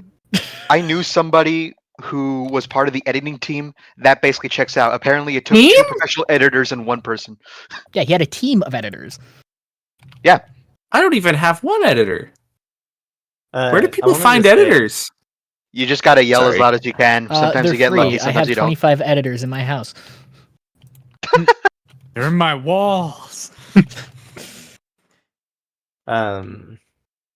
with how many ideas we've been going through with all of us here, I think we should have the lone go last. See how many other ideas that people have. Well, what I was gonna do is have the all of the writers go last and let you and Nashi. Well, that's me, Fiction, Lone, and Skelter going last. So me going first. What I don't like. Go ahead. You have good opinions. Show us the other side. Oh, I actually do have another thing I dislike real quick, other than just like the word count. I actually really dislike whatever the main character's name. I really dislike her color scheme. It is very unappealing to me, and just feels like if Hot Topic made a pony OC during the height of the Brony fandom. Dear. Like that is just because black is already pretty uncommon color, red's an uncommon color, and you just stick them together, and it's just. Mods, can we get him a base roll? That's it. Yeah. That's it. I just. It is just really unappealing, and I've always thought that. But robot legs are cool. Yeah, like I fully agree there. I kind of hate red and black as a color scheme. Like I get it, her name is Blackjack. Playing cards are black and red, but you don't need to be on the nose. I mean, that's not really her name, but okay. Yeah, that's not a real name. Yeah, for people who haven't read it, that's not actually her name. That's the funny part. I feel like I should also warn that there will probably be spoilers during this. Okay. No. So for people who You haven't are read it, so late on that. okay, for people who haven't read Project Horizons, the people who haven't read it here, her actual name is Go Fish. Yep. Alicorn spoils. Yep. Why does she? Yes. Why is she not like funny, like fun pony colors? She's funny. Why is she not funny? Why is she not the color of a child's game? Yeah, like why? No. Look. It may be Fallout, but it's also My Little Pony. So like you still gotta like Brain cell. you gotta respect the source material. Which one? Which one? Nah, disrespected. Dang. Tear it apart. Disrespect your surround. Tear it apart, rearrange it, Anyways. make it a Frankenstein's monster. We kind What of the fuck is up, Denny's? we're Sorry supposed for to. causing a tangent. Rotten, go ahead. I would actually feel like I need more time. I'm trying to think though. Okay, Nashi, you go. Whoa, wait. If I can say something good about Project Horizons, you can say something bad about Project Horizons. Yeah, I can say something bad, but I need to think about it. Yeah, Nashi. All I have to say is I absolutely despise Stable 99. I can't go into detail why, but that's a good point. Yep, very good point. Yeah, It really feels like it was just written to be. It was just written to make us like it's fine to like write some like a group of people or someone like Hold on. written in a way just to make the readers hate them. Like that's fine because like they come back with like the Raider virus hit it and everything, so we don't feel bad. I guess like the writer was probably going like, oh yeah, so they won't feel bad when we freaking murder them all once they become raiders, I guess. But like, there's a good way and a bad way to do that, and they picked the bad way. Correct me if I'm wrong, but Fiction, isn't that an actual vault premise from Fallout though? 90. Oh, Kind of. It's like 2 in 1. Yes and no. I mean, not even. It has some like unique stuff, but like there are 2 vaults specifically that I'm thinking of. They're kind of similar. Isn't it And Vault? that's 68 and 69. Yes, Yeah. but they Nice. don't really even count at that point. Nashi? No. Yeah, but they're not close. They're not close enough. And no, it is not nice. Yeah, It is not. And then there's the Gary vault. Anyways. Anything best. else you wanted to add, Nashi? I That's all I really have, because again, I'm not all the way through it yet. But yeah, I just really wanted to put that out there.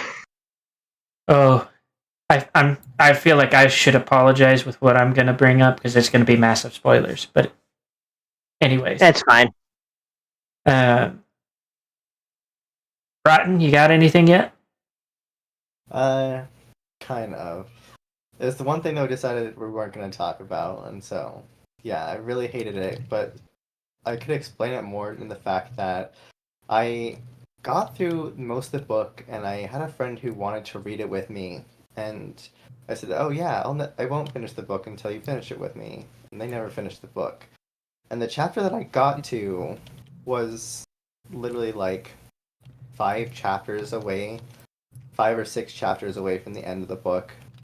And then I got there, and like the reading was from Visual Pony, and he's like, "Yeah, I can't do the beginning of this section of this book. Sorry." I'm like, wait a second, that was in this book the entire time. This like year, 2 years I've been in this book that I really like.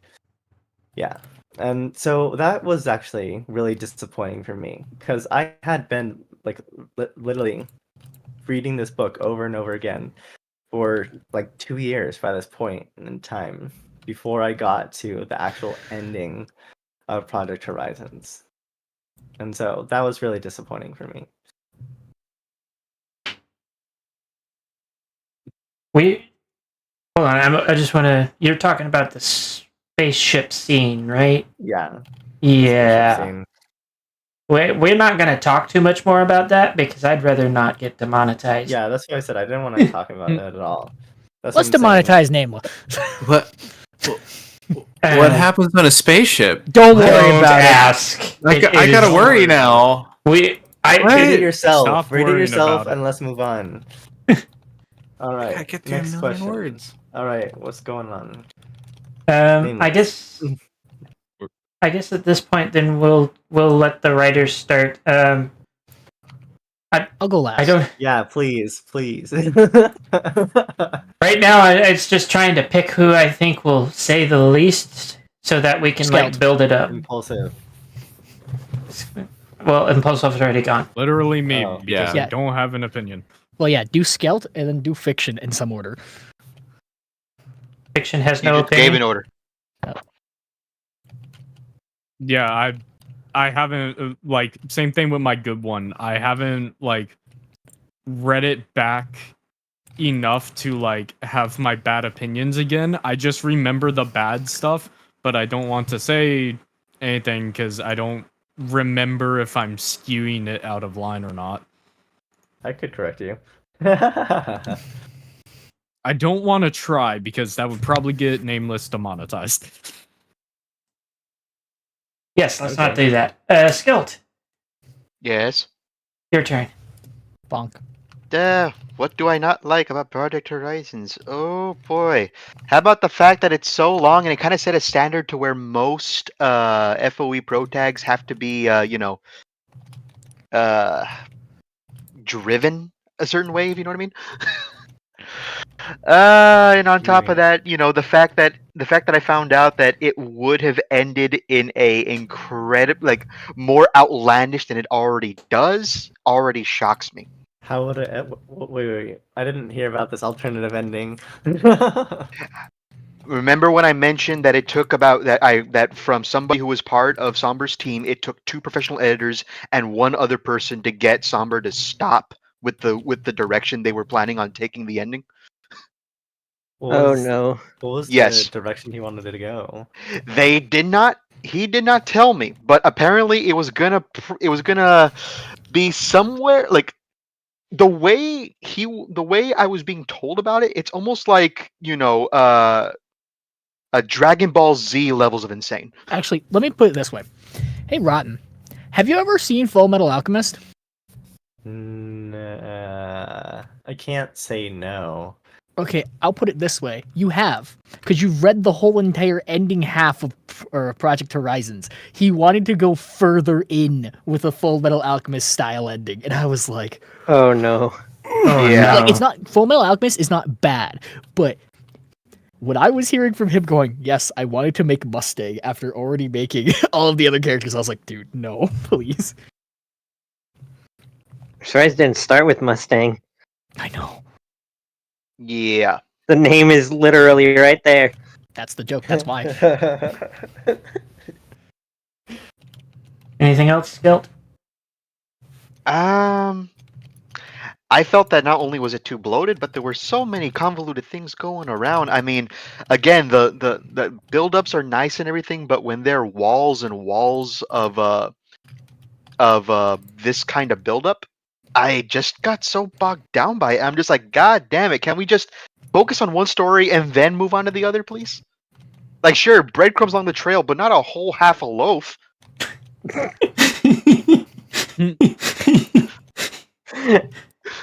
Okay, I appreciate that one. Scout's being a little silly. Yes. Don't Thank you. feel But that's silly? but that's basically it. Okay, I mean, just ah.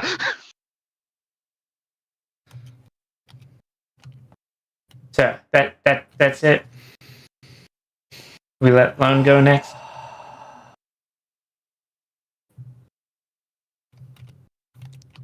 I will assume that the reply from Skelter was yes because there was no reply. So Lone. Oh yeah, yeah. I mean, I said that was it. My Let's my talk bad. about Project Horizon, shall we?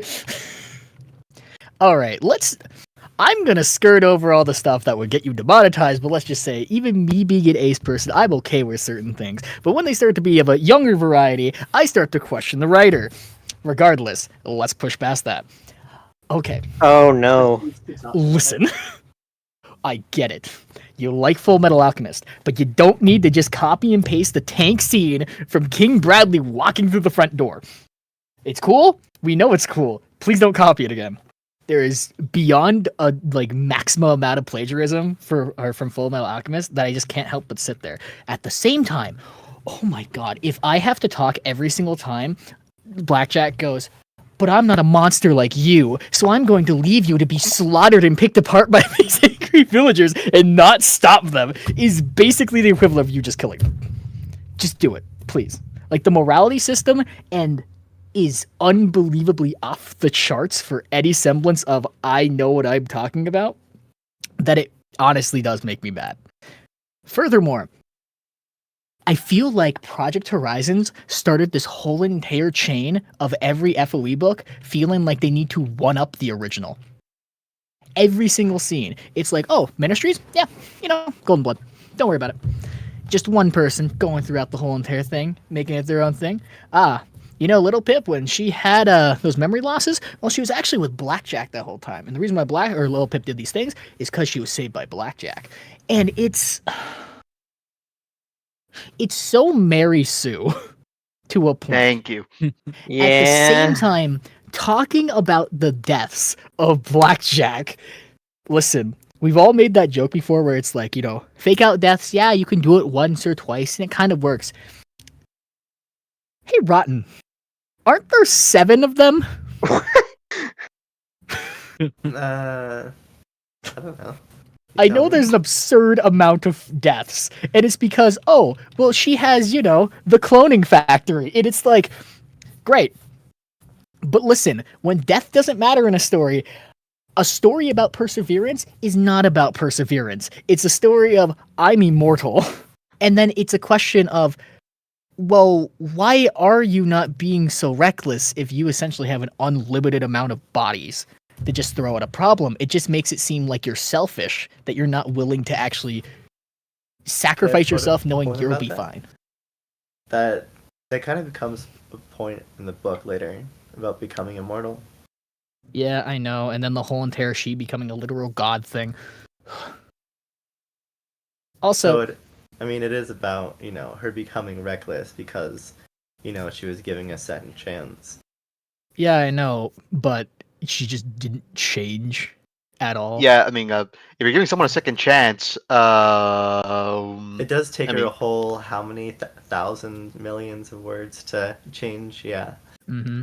at that point, it just devalues the idea of a second chance. That's Yeah. actually one of the things that I was going to bring up is just how many times she has to try to learn the same lesson, it feels.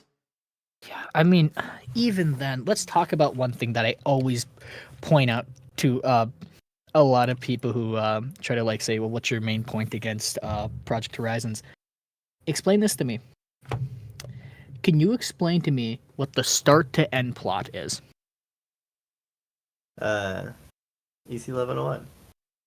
Yeah. Okay.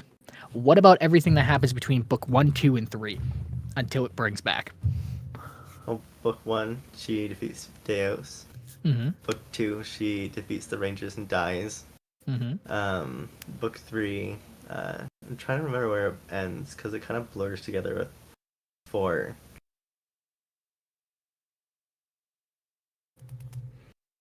Wait, actually, I have notes. Hold on a second. Let me get my notes. Actually, I can prepared for see this. where it ends between 3 and 4.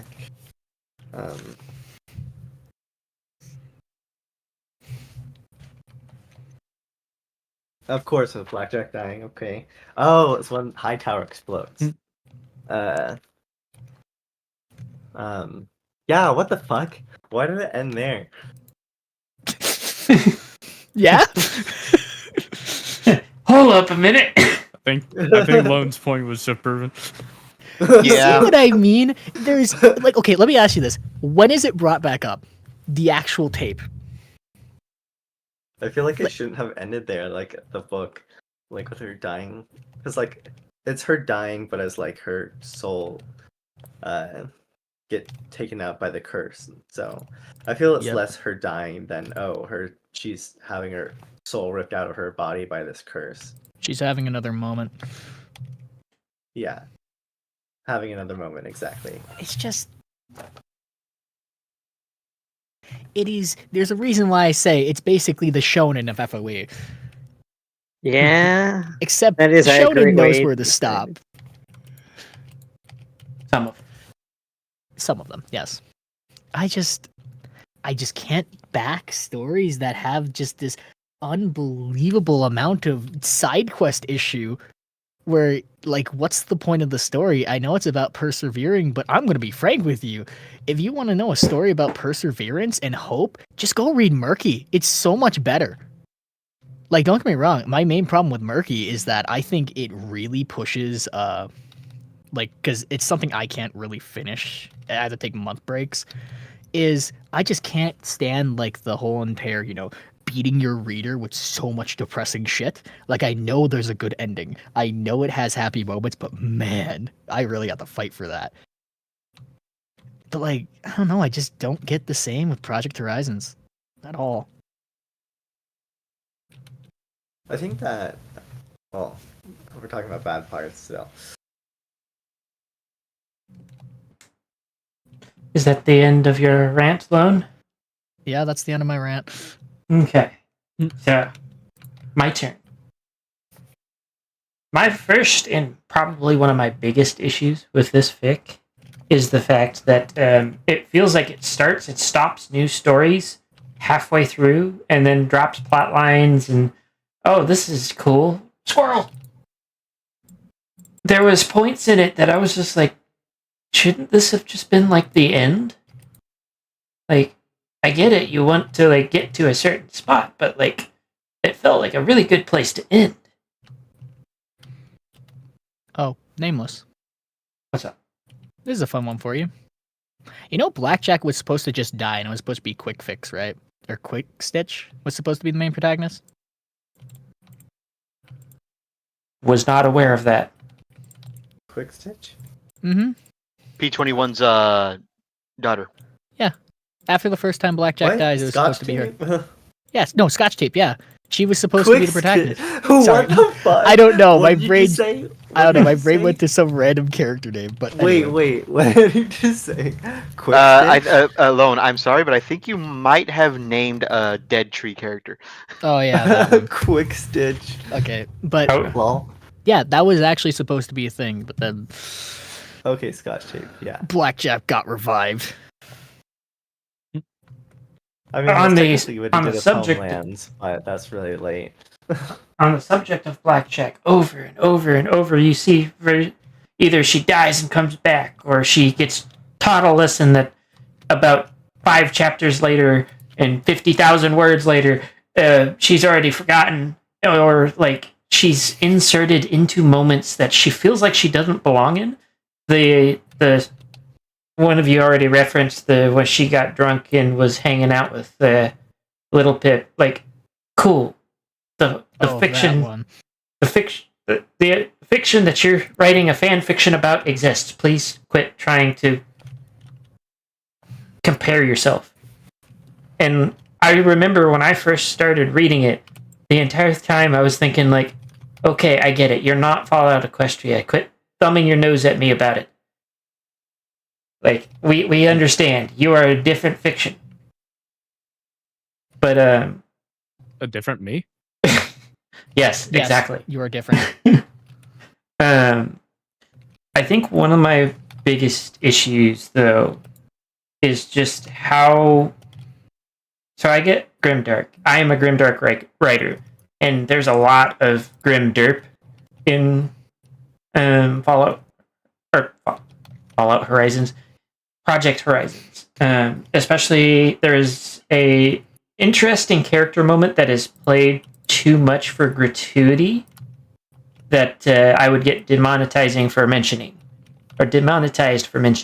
And while I do understand its importance for the character moment, the amount of just like shock value it was played for on top of all of that felt a little much. I will agree. But I don't think it needed to be as extreme. it absolutely did not. But I think the one thing that really stuck out to me the most is, if you manage to slog all the way through it, it turns into rocks fall and everybody dies.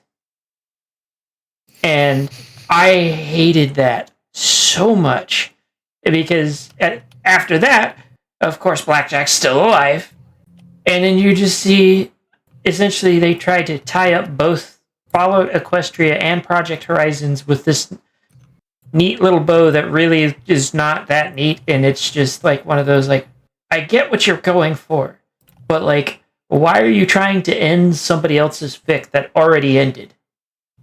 Like, respect your source material at least enough to be like not trying to re-end their fic. Yeah. And it was just all of the bloat, all of the like extra stuff that didn't feel like it went anywhere.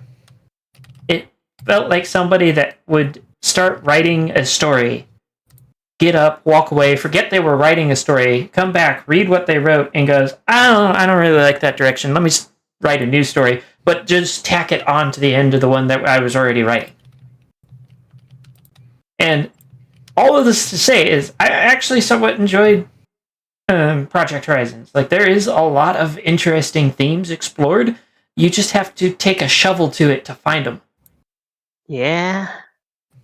And actually, I think now that you're saying that, I think that is one thing that if I were to change about Fallout Horizons is just giving it the Fallout Equestria. Like, I don't think that it should have relied on them at all. I think it should have had to include them at all. You also And the don't. fact that it included them in the climax of Project Horizons is like, I don't know. You also don't need the tongue-in-cheek. We're not Fallout Equestria, because that was like the entire first section of the fic felt that way, where it's like, yes, I get it. You're not Fallout Equestria. Tell your story. I'm here for your story. But that would be it for me. And if nobody has anything else they want to add on to that, then we'll go ahead and get to the portion where the people who are creating things for Fallout Equestria get to talk about their stuff. I really want to have more, but I also don't want to do it. I think I'm good. Okay. Well, Nashi, I'm going to let you go first, because you said you had a little thing that you were working on. Oh, yeah. I'm actually glad to go first because it's a small thing. You guys probably have a lot more to talk about than me.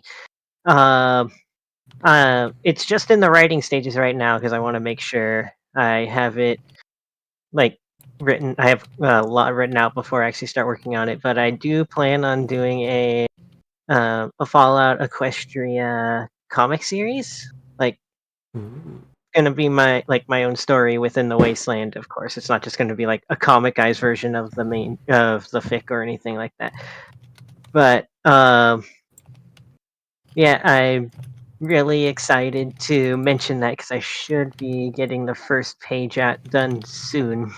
Hopefully, if I can get enough time to actually finish my writing first. That sounds interesting. Right, your turn. It's, Oh, go ahead. just to like, it has like a little bit of a theme to it that I'm really excited to explore because I like when stories do this. It's gonna be following like 3 separate like individual like small little adventuring parties that are like 2 or 3 ponies each. But as their stories progress, they will be inadvertently affecting each other's stories. Like, just an example, like say one group enters a town just as like say like this isn't anything that I'm going to be writing down, just an example, like say like just as like a bar explodes or something, like then it'll come later that one of the other parties caused that explosion to happen, that kind of thing. Interesting. Is that it? Yeah. Okay, Rotten, your turn. So other besides my music that I'm making, I mentioned that I've been working on a tarot deck, on and off for a little while, and I guess for anyone who doesn't know a lot about tarot, tarot is split up into, I would say, 5 different sections. The 4 minor suits, and then the major arcana. So the minor and the major arcana. And I think I have, let me count it out. I think I only have something like 18 cards left out of 78 cards. Oh I damn. have to like decide what card they're gonna be. Like- I'm like, I'm gonna be I- honest, I did not realize tarot had that many cards. yeah, it's tarot decks are 78 cards. They're really a lot of cards, and I'm gonna have to design a lot of cards. I'm not too excited, but I need to just finish the cards that I have, of the 18 or so cards that I have left. And then I'll start designing them. Then I'll be downhill from there. You gonna be selling physical copies? I plan on it, but it's definitely like a long-term thing where it's not. I imagine that'll be like a few years down the line, because I would still have to design 78 cards. So it'll be years down the line, but it's a big, long project that I plan to eventually produce. If not just a single deck, maybe a few. But I don't know what it would look like to produce on a large scale like that. See. Okay. Now I gotta decide which of the writers to let go next. Let fiction go. Let Lone go. No, it's funnier. Fiction does it. I have a dice right here on my desk. let Skelt go. Actually, how about this? Yeah, I'm I do aimless. too. So what? Guess what? I have odds That- and evens. Fiction, me, and Skeletor are all in one connected universe, and Fiction's the new guy, so let's bully him. Okay, odds for lone. That is fiction not is canon. evens. No, 2. it is. Not yet. I'm gonna just fiction. make Skelt do it first.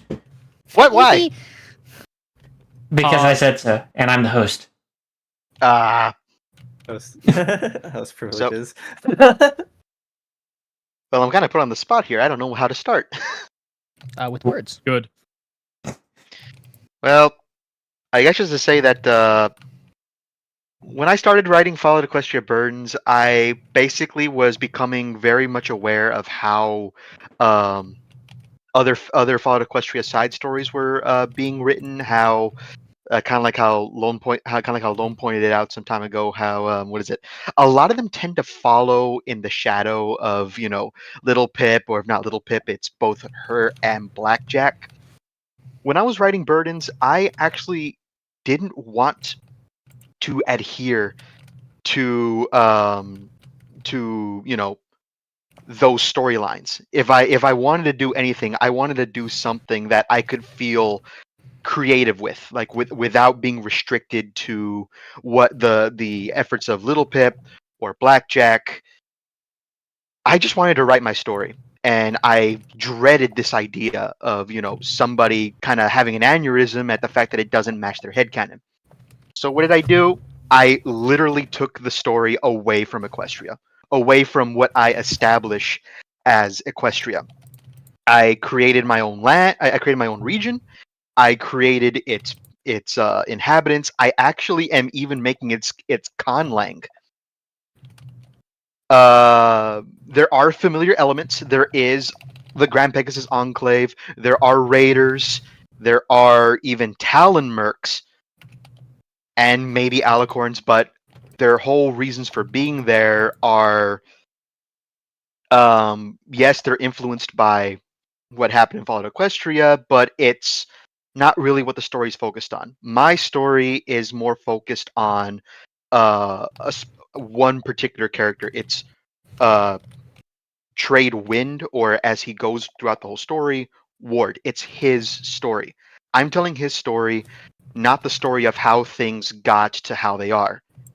And because the fact that I thought to myself, if I'm doing his story, I'm going to follow it through his perspective. And what this literally means is, yes, there is some world building, but honestly, it's not what's important to Ward. What's important to him is what his own goals are. And that's what Burdens is about.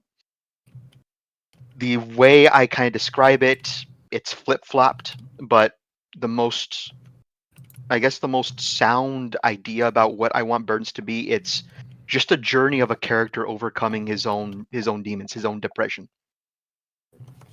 That's all it really is. And the way I try to build the world, it's basically this idea of, I feel that when I finish Ward's story, there might be room for other stories. And I, hopefully in the future, plan to open that up to other people who, if by chance they like my story, I would say, hell, if you want to make a story in Iridia, go ahead and do that. Just, if you want to do something, let me know, and I could say if it's cool with that or not. But yeah, a whole story's being told. A whole story's been told. It's just Ward in this case. Okay. That's There's there's the end of plenty your more to say, pitch. but that's all I got to say. There's more I can say, but I'd rather leave that up to whoever's interested. So, But for now, I'm done. fiction. Now it's your turn. Oh man. Fallout Equestria, through my eyes, it doesn't actually have the end tag. I don't think, I haven't decided yet. But it is a story about a earthbound Pegasus running from the hauntings of his past. Both the remnants of the Enclave wanting to clean up their mistakes and keep to their main mission while trying not to die from a million schisms, and the numerous raiders and slavers that still plague Equestria, and the up-and-coming NCR having to deal with the growing pains of basically fighting an all-front war. Is this pre or It mostly post? follows... This is NCR, this is post. During the time of the NCR. From how I have currently replanned it with the help of Skelt here and another friend. It takes place about 3 years after the afterward. So 13 years Okay. after the Day of Original story. Sunshine and Rainbows. Yeah. The towers have begun to decay through use. In some places, a little bit of clouds start to come back, but the fear of the Enclave is kind of dissipating because, you know, what remains is very much a shadow of itself. During this time, Midnight is a young ground-bound Pegasus who does not know pretty much anything about the world. He grew up in chains and only recently has escaped and begun a new life with this core family who he has to grow and learn to trust, having had a life of nothing but pain and sorrow. His story deals a lot about mental health, what it means to actually be someone living with a condition such as schizophrenia, what it means to have a supporting family, and it deals with his decisions on whether or not he should take revenge, and you know what should his actions be, and how will his actions affect not only himself but the people in the community that is building up around him since he first met them and became a part of their family. It's not out yet, but it will be soon on my FemFiction account. I'm working really hard on it, trying to get it out. That's the fictional writer at femfiction.net. Thank you. Lone, your turn, and then I will pitch mine. Oh. Nameless, should I pitch the new one too? Sure. Cool. So I will start off with All Roads Lead Home by Child, the fun one. So I'm gonna be honest.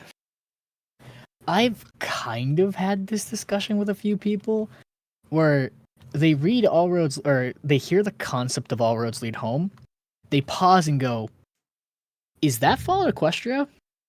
It doesn't feel like it. Because at its core, it's much less Fallout and way more Stalker or Metro or Roadside Picnic. They're kind of all the same three with their feeling. But it's much more philosophical than the whole gun-ho power fantasy that Fallout kind of turns out to be, or, you know, the Western. To a sense where All Roads Lead Home is much more a meditation on my personal beliefs of some issues with FOE, with the biggest one being exactly how the zebras were treated, where I think they're completely undersold, which led me to go, okay, then I am going to make my main character not be a Zoni. Because I feel like I've seen enough fics that do that, and then they essentially go, but both sides were okay. I wanted to do something that's a little more personal, and I think it would affect people more, and some people might hate it a little, which is I wanted to follow from the perspective of a orphaned pony who is completely raised from birth by zebras. And thus we have the fun dichotomy of he was raised in one culture but is never going to be trusted thanks to the old aftermath of the war and people not letting go of the past, and he'll never be pressed into his new life because they're still afraid that he's not fully like them. All Roads Lead Home is much more a philosophical talk about grief and depression. It really, at its core, is essentially me screaming into the void at the FOE fandom that, hey guys, we need to move on and write something new and not just copy FOE for the 50 billionth time. That's that fun one. And he's in other stories, which is kind of fun, like Skelt's story, or the third writer we have, One Last Mission, which is another Enclave story that's quite well, and I do suggest it. That Then there's the fun one. I plan on writing a new story that is called The Dichotomy of Good and Evil, and it's much more of a lighthearted joke. Originally, I wanted to write an FOE story that was much more like how everyone else expects it, but then at some point, I wanted to just twist and turn it into essentially what Fallout New Vegas was, that like 90% of people kind of like wool over the eyes forgot about, which is, do you really think we can build a society that will work in the future if we just build it off the past, even though the past is what caused this to be shit in the first place? So you have the fun old NCR over there, you have literally a Mr. House type tycoon, and then you have other factions, and it's supposed to just be this fun slice of life moment for my writing test.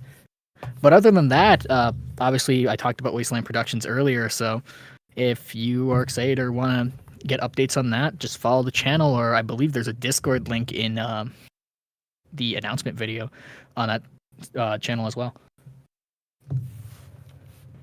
At the end of your pitch? Yeah. Okay, so for those of you that have followed the channel for a little while, you may remember a few years back I actually did a Fallout Equestria campaign. I made the mistake of trying to use Dead Trees system, and that was a mess and a half. It was not fun to run, all that. So, like I said, I decided to do things my way after that. And I'm sure some of you, if you follow the channel, have heard about it. I decided to do a Fallout Equestria adjacent type of story. So there's still nuclear wasteland, but there's no vaults, there's no enclave or any of that. In fact, I actually tend to lean more into Warhammer 40k than Fallout. But we do that every Saturday. There's a lot of really cool stuff. There's the spell spawn, the god engines. You get to watch Fiction try to lead a cult that he's failing at pretty badly. Crazy Joe's fun. What do you mean? It's going fine. Cold, Get to see Ivory Facade. Cold is in the Twitch audience, and he's also one of the players. But yeah, we've been running this for a little while now, and honestly, the story from that, both the previous version and Second Chances, has been going very well. And at some point, I have been considering actually, yes, called Cheerios. At some point, I have considered actually writing a fic based on this, but it is definitely something that if you like, just like the post-apocalyptic pony type aesthetic, then you might enjoy checking that out as well. As to Fallout Equestria type stuff, like the actual setting, I personally don't have any writing in it because of, I believe Skelt was the one that brought it up. It's a very restrictive setting. The other issue I ran into with that campaign was the fact that there was a player that was like, but this didn't happen this way in the story. And Exactly. yeah. So I don't... Exactly my point. I'm not entirely sure I will ever actually branch into that, but Lost Memories may be coming to a film fiction near you. Hey, Nameless. What's up? I just 100% realized how much I undersold All Roads Lead Home. You mind if I give you a sentence real quick? Sure. I've undersold mine like hard. I just defaulted into... I think you guys' ideas are great. All of yours, honestly. Yeah, They're, but I like, just really- realized I didn't say anything about it. Like anything of substance. I What's your mean, character I'm about? missing Tell me about your a character, lot 'cause- from mine that I should mention. Yeah, me too. But I don't want We're, to waste time. we're 2.5 hours in. I don't think we want to go too much deeper into it. Yeah, and actually, I It'll was take thinking, 2 Yeah, minutes. Trust I'm me. fine with leaving it. Yeah, pretty much. we're gonna It's leave fine. it for tonight, and I'm gonna go ahead and do the outro for those of you that may or may not still be watching. If you enjoyed that and would like to see more of it, then don't forget to like, comment, subscribe, ring the notification bell, follow on Twitch, and if you're feeling really generous, you can also sub. If you want to show further support to the channel, there's the links in the description. I have links for all of the projects that were mentioned that have been published already, as well as social links for the majority of the people here. If you don't forget to check out those links, don't forget to check out the Patreon and Discord links. Big thank you to my priest tier patrons, Cameo Shadowness, Ice Crystal, Scarmex, and Trailblazer. And other than that, we will see you tomorrow, starting at about, I believe it's noon for Central. I don't know. I just wake up to an alarm and show up. Anyways. Yeah, it's noon for Central because it's 1 in Eastern, which is my time zone. Anyways, everybody have a great evening, and don't forget to drink water. Hydrate or dihydrate. If you do, we'll take your kneecaps.